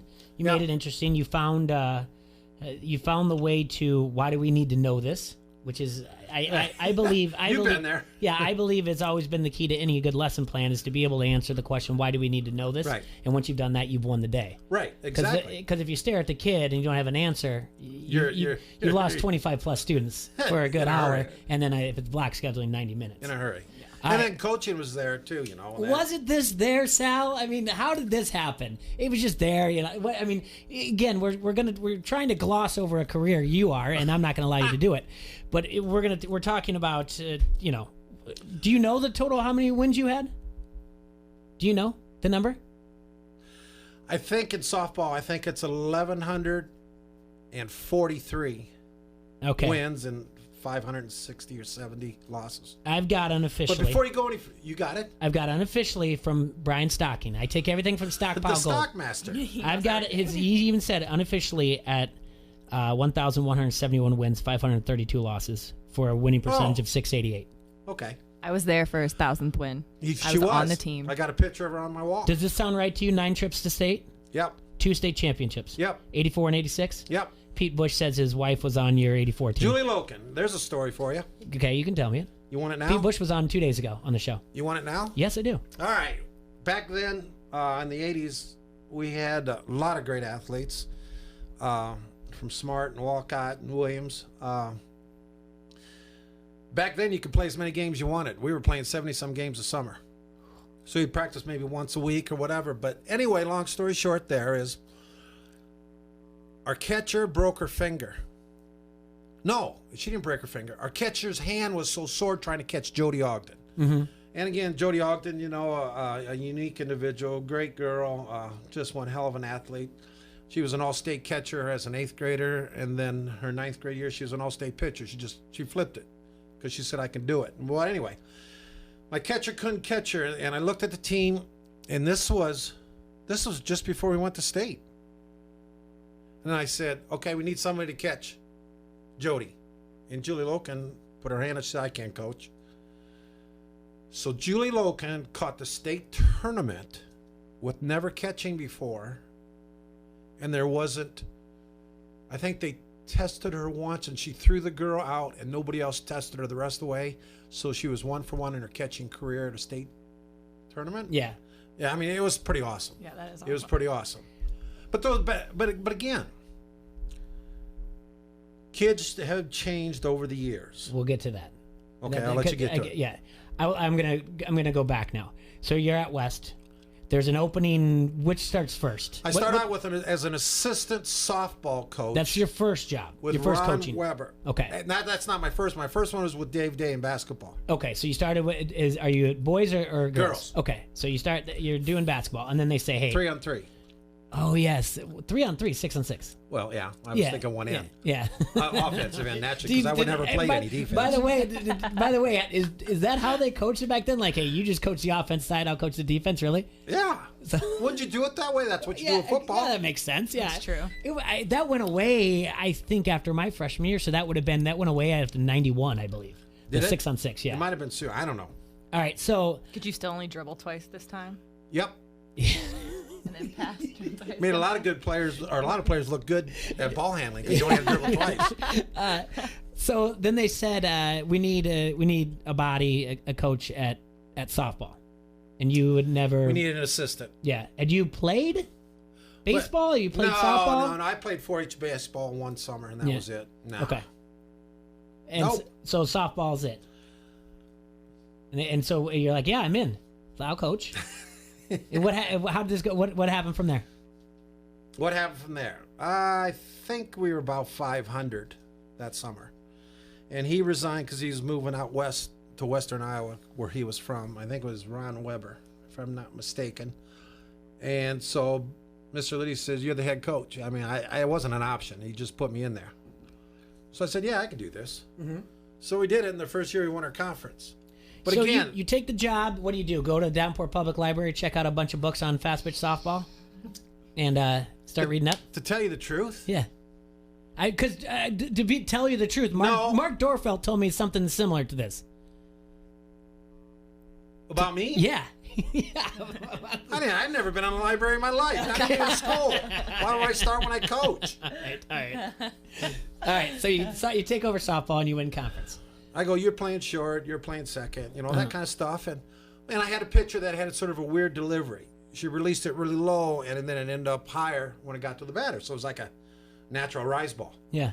And I had some Walcott kids involved in there and some smart kids, but more Walcott kids that were just beastly little girls that, would fight you for anything. And we played and won the conference. I mean, it was just saying, I picked up as I went along. Yeah. And as I went along, I watched other better coaches that I played against and talked to them. And in the off season would go see like their weight program, if they're in the weights, or, what do you do in the off season, blah, blah.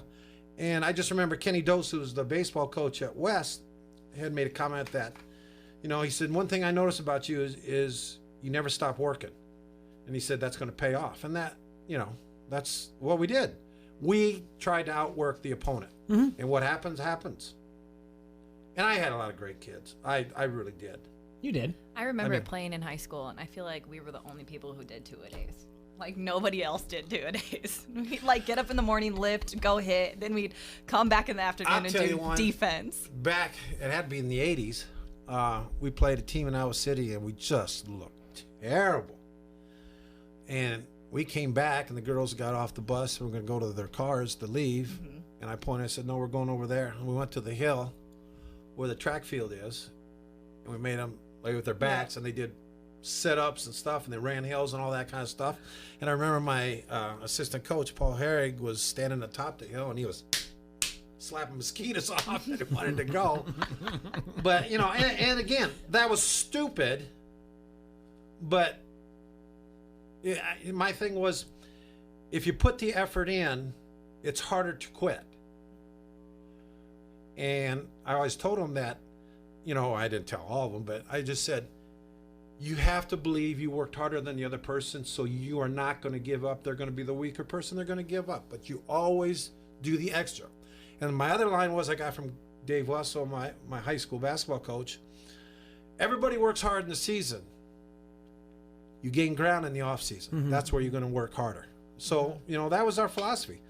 We did a lot of things at West that were things that other teams didn't do, that boy programs would do. I mean, I always pushed them, and we just did more. Mm-hmm. Like the weight room. I mean, they say you lift 3 in the off season and 2 in the in season during the week. Well, we were lifting 3 and sometimes 4, and to gain ground, you have to. That's what we had to do at West High School.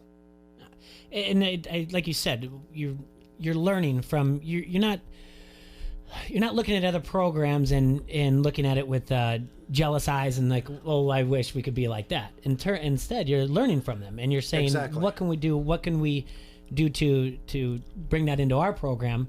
And there are times also that you look at things and you go, it doesn't work for us, but I'm going to tweak it and make it work for us. I mean, because like I said, you had to change your coaching. You change your coaching philosophy all the time. Right. And that's something that rarely do we talk about anymore is coaching philosophy. Right. It's one of the first things that you should do. And this goes back to, it doesn't matter at Little League, travel ball, whatever else. And now that I'm coaching 10U, whatever else. And there are going to be times where parents, they get upset with your coaching. And there are times I looked at them and they questioned my style. And I said, you know what? At the beginning of the year, I told you about my coaching philosophy, but you never sat down and looked at me and said, tell me more about your coaching philosophy. And or do you have it written down? Or are you changing your coaching philosophy? I tweak it, but that's the thing. Parents a lot of times are so quick to be like, nope, not my coach. Right. Even though your coaching philosophy didn't change, or you changed it over the years to change it to make the team better. Well, another thing I figured out a long time ago is surround yourself with great people, and I always try to surround myself with better people. And I don't want to make your head too big, Jay, but I knew from the start when you were coaching for us, you were going to be successful no matter what you did. No, thank you, sir. And I couldn't let you know that at the time because I couldn't have you hanging around me with that thought in your head. Yeah. Do you know the first day you met me? Do you remember it all?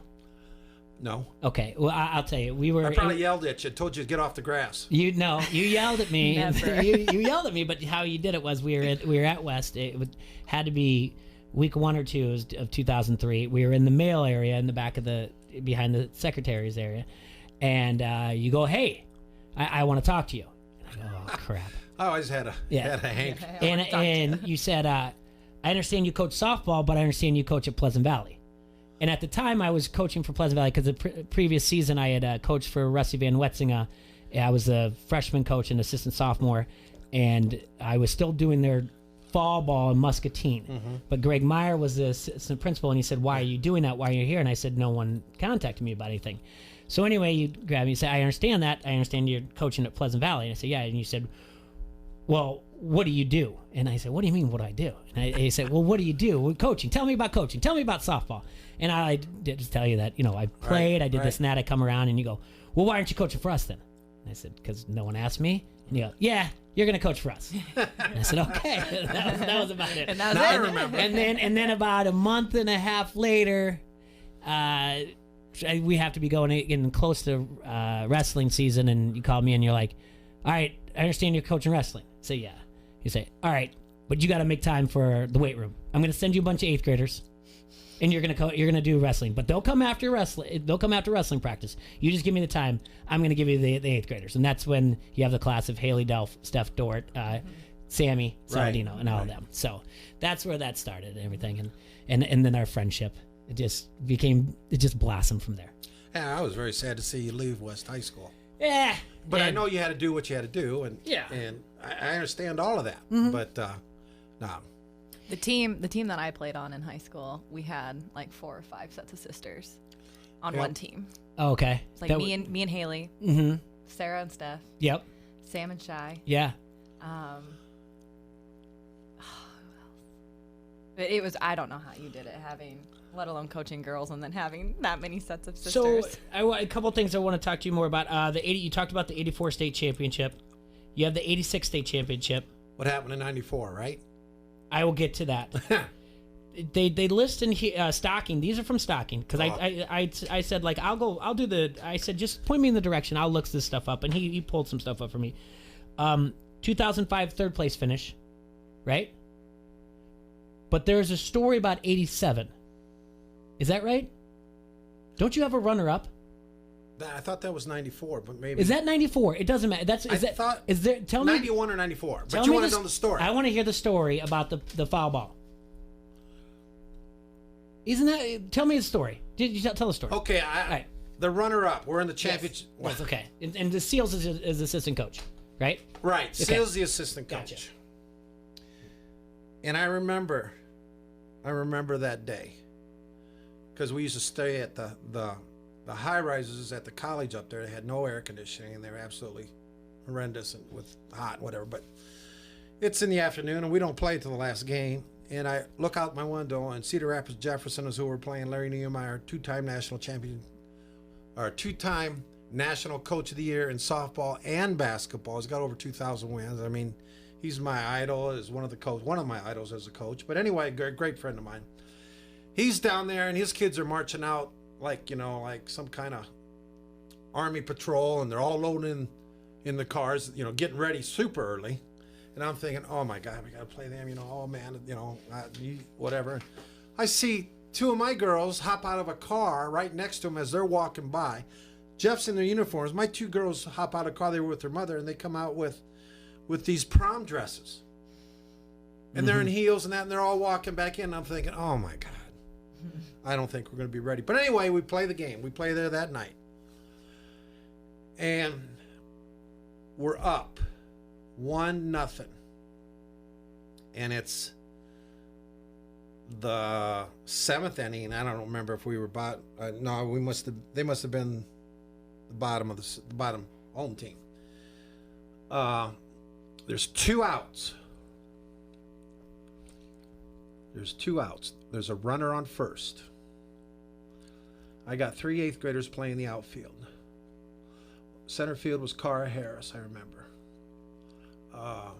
Shay, my one daughter's playing second. Keel Moorhead was short.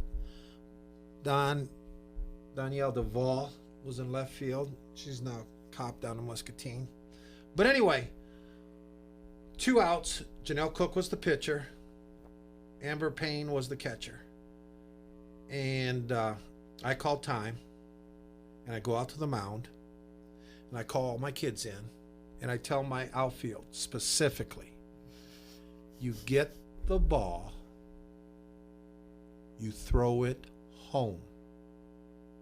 Janelle, you make sure you back up home. And I even told my first baseman, I said, you also come over here in case it ricochets, whatever. Got it? Got it.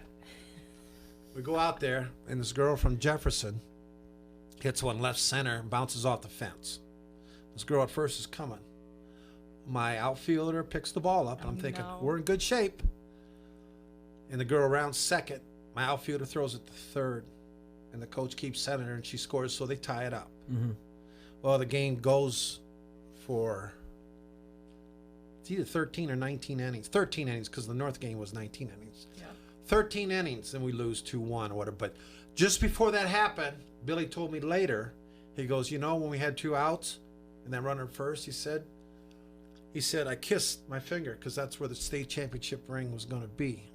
And I blamed him for jinxing us. I thought there was something like that, and I don't know why I thought there was a foul ball, and I thought one of you two said we're going to win the state championship, and in a foul ball with 2 outs, like maybe the third baseman dropped it. Right. But I knew there was a story, some type of jinx involved. And maybe that did happen beforehand, but that team had it should have been a state championship for us. So you call that timeout.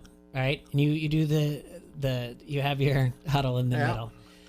Probably one of my favorite things, Sal, that I've ever seen you do coaching is you've always took control of your field, and you've again always with class, always with respect. You were never rude to the umpires, but you still had control, okay? I'm sure there were times, but always had control. And even at times when the umpire would say, hey, break it up, coach, Right. time, Right. you would turn around and say, charge me for 2. Probably one of my favorite things. Fine. Oh, yeah, you really wanna cool. do it. So telling that story is kind of like maybe that's where the charge me for 2 comes from, because maybe if you would have said charge me for 2, do we understand? Yeah, maybe I should have. That's a good comeback. We're There's something I throwing gotta home. put my coaching notes for sure. So the runner-up, and then 2005 third place. Plenty of trips to Fort Dodge. Great memories, right? Oh, they're awesome. Awesome. Just all the friendships you make with the coaches, and then, like, from then on, whenever we play Cedar Rapids Jefferson, he'd always call me in the shop. He says, "Here, you want to hold that state championship trophy?" Yeah, it's nice. You know? Yeah. But great guys out there, and a lot of them are retired and are done, and again, just great memories of the players. Any programs around here in the MAC that just gave you fits? When I was coaching? Yeah. No, I mean, not like anything where you're like, I didn't like them. They just give you fits that you're like, I couldn't. It was just like, it just couldn't either. Or just good battles that you're just like, I just can't. I'm tired of being 500 against them, or not even, Because we had a big rivalry with North Scott. Think about what you had. You, DJ, you had the coach down in Muscatine, Burlington. All right, you have all that, and then Bettendorf and Pleasant Valley come around. It took Bettendorf and Pleasant Valley, and then Assumption now. But really, at that time, the 4 there is what I just listed off. Exactly. Yeah. Exactly. And it was hard. It was always a dogfight. But again, until they moved the pitching plate back, I mean, there was low-scoring games, 1-0, 2-1. Once they moved it back, more hitting. But it used to be, it was always Muscatine or North Scott with us. Bettendorf had gone through a lot of different coaches, and their consistency wasn't there. PV got going, and it got to be there, but we held our own pretty well. And again, the thing that was tough for us was, for our school, kids could go anywhere. And I had the reputation from a lot of people, and so it'd be true that, I was mean and all that. Well, I wasn't mean. I just expected a lot. And I pushed so that these kids would get better. And we got better as the season would go on. Mm-hmm. So there was kids that would have been mine that ended up going with open enrollment to other schools. But all said and done, after all the years, Bruce, my assistant coach, I had a great assistant coach in Bruce Kelling. In all our years, he mentioned this the other day, that of any kid that left our school, it didn't pan out at the other school they went, except for one. That was Allison Erickson that went to North Scott because her mom got remarried to a guy from Eldridge. Mm-hmm. But none of the other ones ended up doing anything, whatever. Yeah. So, it's not that we lost anything, but, a lot of people, think I'm mean. Wow. Well, a lot of people do, and we Ask had, Caitlin, did I ever spit on her? No. Like I said, like I mentioned, we had Pete on 2 days ago, and Pete said, "My voice is my voice. I can't change it, and I can't be soft-spoken. It's not that I'm yelling at you. I'm not. It's so like I am coaching you. I am directing you. Don't hear me how I sound. Exactly. Listen to what I'm saying." He said the exact same thing. Listen to what I'm saying. Don't listen to how I'm sound. Right. And there, of course, there's been times where people have been like, "Oh, you coach for Sal, you coach for Wes," and they said the same thing. Right. He's mean. Right. I said, "You don't know the guy. Right. He's got the heart the size of a dinner plate that would do anything for one of those girls, Exactly. or any one of his students, by the way." So I said, "You can say that, but you don't know him. Right. Until then, well, my sisters." Played for him, and I'm like, yeah, okay, all right, whatever. One of the biggest things that I had heard, well, you didn't give me a chance. Mm-hmm. Every day in practice, you have a chance. I mean, you always have a chance, and there's no guarantees. I always told my kids too. I said, I don't care how old you are, I don't care who you are. If you're good enough and you're the best, you're going to play, and that's just the way it is. Well, my daughter's been here since she's, for 4 years. She's a junior now, and I said, I'm sorry. Nice girl, but doesn't possess the skills we need. That's life. Yeah. Yeah. Besides Caitlin, who's the best athlete you ever coached? Caitlin. Yeah, besides Caitlin. And your daughters, by the way, I think Cheyenne and Shay are both listening on the Vans Pizza Pub and Grill. No, they're not. Yeah, Shay. Are they really? Yeah. Yep. Cheyenne said that she's listening down in Tampa. And Shay actually already talked. She did say that the ball was thrown to the wrong base in the 13th inning. Ah, Yeah, in the so- 13th inning. She doesn't forget Yeah, either. she was- Yeah. God, there's so many great ones. Okay, first of all, my daughters. Okay, let me talk about my daughters. Sure. I never gave my daughters the benefit of the doubt. You know what I'm saying? Like when they would come in, if something was wrong, whatever. And then we figured it out, and Bruce said, I'll coach my daughter, your daughters, you coach my daughter. And that worked out the best. But for my kids, going to Minnesota, we went to Minnesota, and I go to the little town of Reamer and ask the principal to open the weight room. We'd lift weights, or we'd take weights, or we'd take balls and bats. We were always doing stuff. But I'm very proud of my girls because they had to live with it, you know, because they don't say, well, you don't have to live with them, you know. But who's the best athlete? Yeah, I don't know. Or the Yeah. best softball player? I mean, you coach Come on, girls man. softball. I mean, girls basketball as well. I could just start reading lists. Yeah. So it's all right. Who's some of the just off the top of your head that you're like, you had to do little. You know, it was just they were just natural athletes on the softball diamond, natural softball players. Jody Ogden. Jamie Kelly. Yeah. Budger. Mm-hmm. Nobody's gonna know who Budger is. Yeah. Haley was gifted. Out of my daughters, they all were gifted in some way. I made sure they were all hit left-handed. I mean, I did that, and I think that was a plus. All right, I want to talk to you about that real quick. But your daughter, Sammy's telling me to ask you about when Steph threw at your head. Oh, nice job, Sam. I don't know, something happened in the field, and I was so upset with her. And I turned my back, and I'm walking into the dugout, and I was, saying some words to Stephanie. I don't know what they were, but anyway, next thing I know, somebody yells, "Duck!" But I didn't duck, and this ball goes whizzing past my head, hits and ricochets in the dugout. And Steph would do that. and somebody says, "She's trying to hit you." And I turned around and I said, "Hell, I ain't worried. She can't throw a ball straight anyway, and she ain't going to hit nothing." Yeah. And that was Stephanie's case. But and I remember, like in Sarah's case, we were playing North for the trip to state, I think it was. 19-inning game. Didn't she hit a walk-off? I remember that. Sarah hit a walk-off.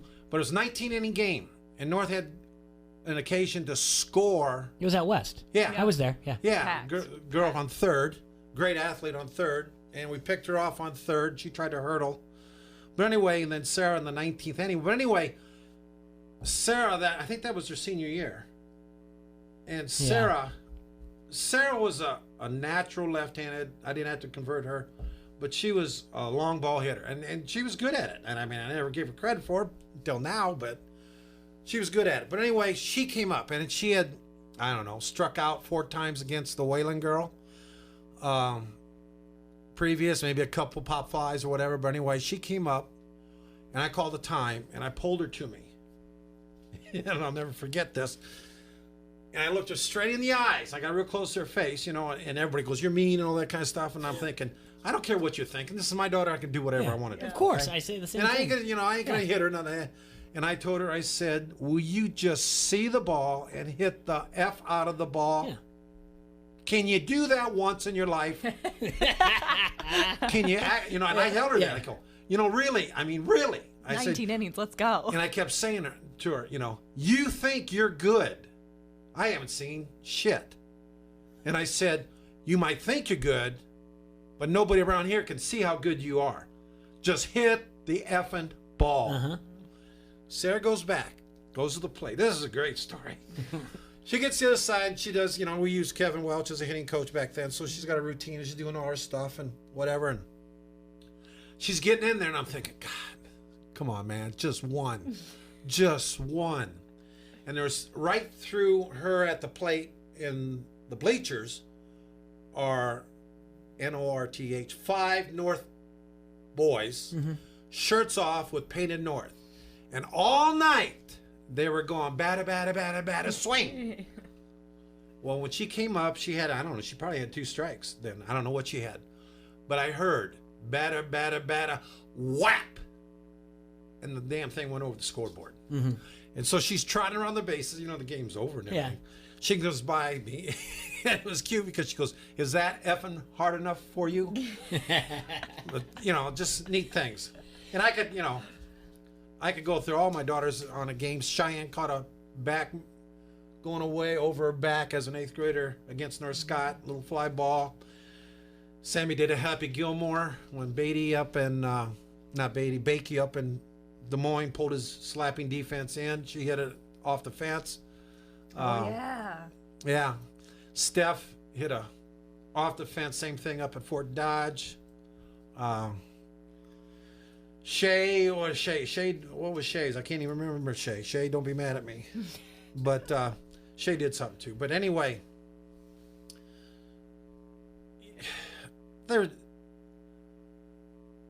we had players that bought into our philosophy, and when they left, were better. And like I said, for many years then, and then that was our slogan: if you stay to the end, there'll be money for you. And there was. Mm-hmm. And the interesting thing is then it got to be college coaches that I got to know, because I'd always host that one tournament in June, and we'd invite all these colleges, and I'd have a big meal up above, and we have the top teams in the state, and it was a good ordeal, and they got a lot of recognition, and we had a lot of kids go to some great schools, like Syracuse, Augustana, Missouri Western, North Dakota State.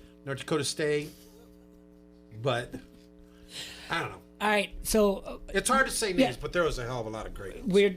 We don't have a lot of time, but the most important thing that I also like to talk about is, because there are young coaches out there, young student athletes, and as you've coached over the years, you've dealt with things like social media changes and everything else, and the way that you can approach your own child, or the way you could approach student athletes has changed. Right. You used to be able to tell them to run through a wall; they would run through a wall for you, no questions asked. How are some of the things changed over your coaching? This isn't a thing. And Pete was like, I don't want to hurt anybody's feelings. I'm like, you're not hurting feelings. It is a different type of athlete now. They are coddled more. They have more ways to do travel ball. They're told they're great more nowadays. That's for sure.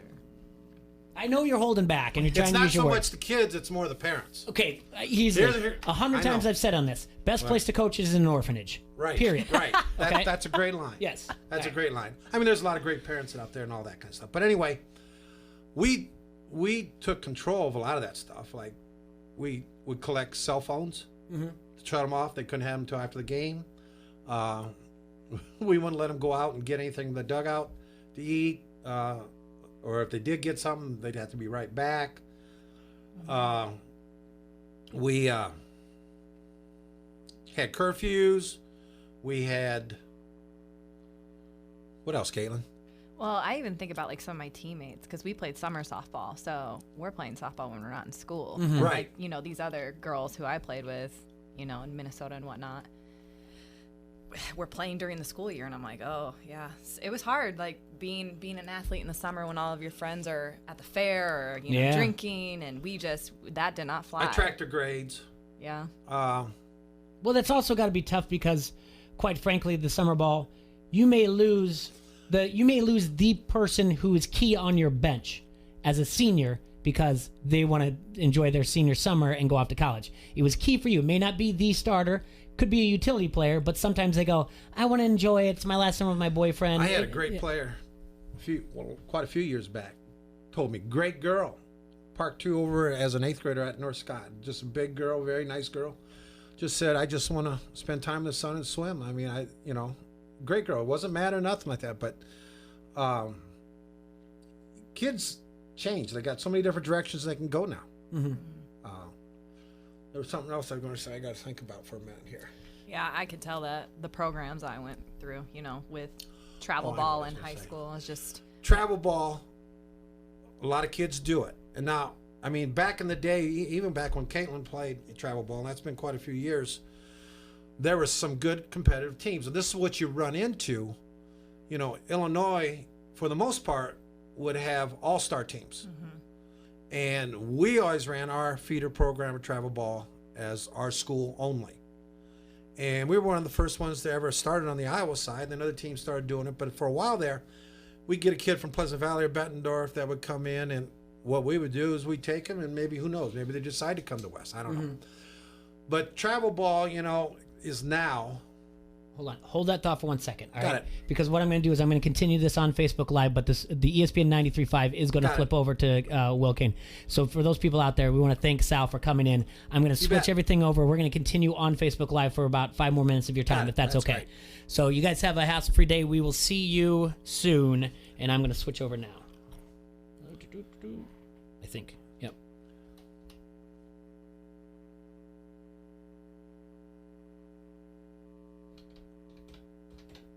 Yep, we're good. Okay. Sorry about that, Coach. No, that's fine. Yeah. All right. So, all right. So, what you were saying, the travel ball. Travel ball now, not in all cases, but in more cases than not. Somebody's not happy on a team because they're not getting enough playing time, so their dad starts to mix up their own team. So teams start getting split and watered down in a lot of cases because there's so many teams out there now. And we've always gotten the cliche that, they got to be in travel ball so they get seen, and, they'll never get a scholarship, blah, blah, blah. I'm sorry Iowa has summer ball, but it's not going to change, and that's where it's at. But that's not true. And I've had college coaches tell me, if you're good, I don't care where you're at, we're going to find out, and we'll find you. Now, travel ball does give you more games, and other things. And the thing about travel ball is every weekend's a new tournament. So you're not hanging on to anything that you've done in the past. So it's a new opportunity or whatever. And there's a lot of fun. And maybe, I'm sure you don't practice every day. And you can do other things and not worry about it. But I think travel ball hurts Iowa ball. But in our case, which I only think the only way you can do it is some of these kids in high school are playing for their high school, but they'll leave for a weekend or 2 weekends or a week to go to some big tournament to be seen. And that's not right, and that's not fair to all the other players.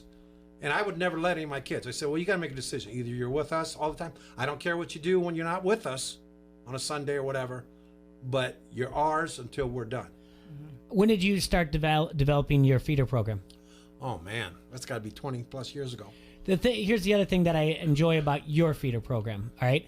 And I agree with the way that you did it, and it is the model that I would tell anybody to do it. And that is, it is very much a pyramid, and you're at the top. And all your coaches down there, that they believe in your system. Right. That's your assistants to your sophomore, to your freshmen, to the people that are doing your 14U, 12U, 10U, whatever. This is what we're going to do. Coach Sal walks by, it's a 10U practice. He just takes one look and says, she's a slap hitter. Right. She's a slap hitter. Exactly. And that's what I'm saying. It all trickles down. Instead of like, I don't see it. He saw it. Do it. You know what I'm saying? And that's the model that I believe. That's a feeder program in my eyes. Right. If I'm part of something a parent tells me, well, I'm a feeder program, and it contradicts, I say, I don't believe that's a feeder program. Yeah. If the head coach of a softball, doesn't matter where it's at, of a high school softball, doesn't know the coaches that are coaching the 8U, 10U and what they're doing, that's not a feeder program. Right. In my eyes. I agree. And so I think however you developed yours, you did a model that should be followed. Mm-hmm. Well, thank you. Yeah. Go on. I got one. Sure. One more thing before we're done here. I was lucky to have a lot of great players. I had a lot of great coaches put the program in position. It wasn't just me. I mean, it was coaches' program.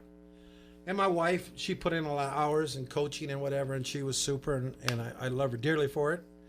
And I totally enjoyed coaching my daughters. I had the best of both worlds. Mm-hmm. Yeah, and like I said, you had to put you put your family through it, and not through it. I don't say it like that, but you got to hang out with them and you got to experience it with them. Right. Mm-hmm. So real quick, advice that you'd give to any young coach out there that's getting into coaching, teaching, or whatever else. What advice would you give them? Don't do the get a new profession. That's not you, but teachers. Like a lot of times I walked in, if there's a new coach coming in, these are the things that I would make sure I did. I would pay attention to other successful coaches I'm competing against. I would pay attention to the college programs in the given area on what they're doing and interact with them. Weights, have to be done if you want to be successful and good at what you're doing. And we started them in 8th grade. I'd even go within reason the right way with a program for 7th graders on up. Have great coaches, you know. Don't be afraid to ask somebody or say something to somebody like, well, I don't really understand or I don't know that very well. Ask for help. Get a hitting coach, get a pitching coach. Get one that's working good with your kids. Be consistent. Don't change.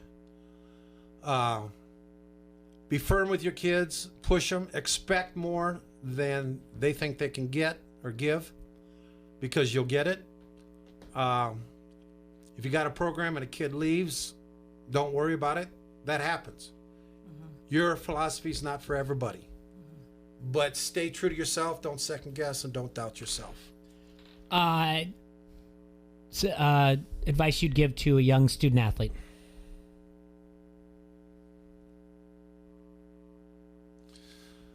Two or three things, work hard in everything you do. Respect your coaches. The next season starts the last day or the next day after your last season. So in other words, for all you kids out there that, or all you players or athletes out there that finished up and did not make it to state, next year's already started.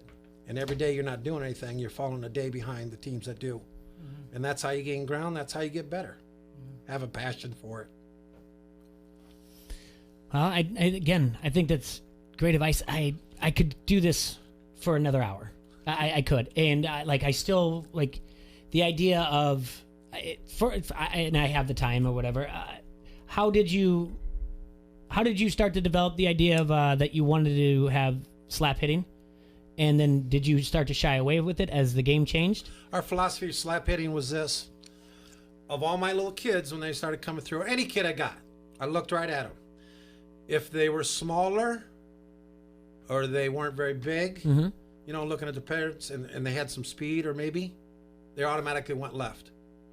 And if, they're a larger kid, then we use them for power. So we had the quick game and the slap game with the power game. We converted a lot of kids to left. The thing about converting to left is you can't do it for like a month and say, oh, it's not working, I can't do it.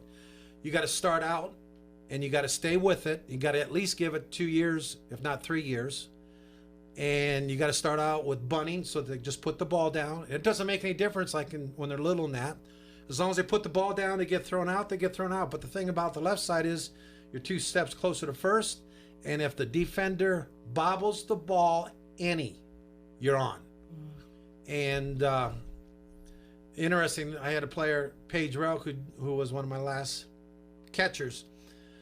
We had put her left, and she was struggling with it, but she'd do some good things. But anyway, she was, and I'll say this, Paige, you were whining about it. I want to be on the right side, blah, blah, blah, blah. So her junior year, she went to her right side. And I think she hit 100 points less. But anyway, the first time I batted PV, she hits a home run. So I thought, well, maybe we were wrong. But anyway, her senior year, she came back, and she was over 500 hitter, left-handed, and she was great. She got a college scholarship. She absolutely loves it. You just got to stick with it and believe in it. And if you as a parent are working with them, whatever, start out with a tee. Put them in a batting stance, have them take one crossover step. That's our philosophy.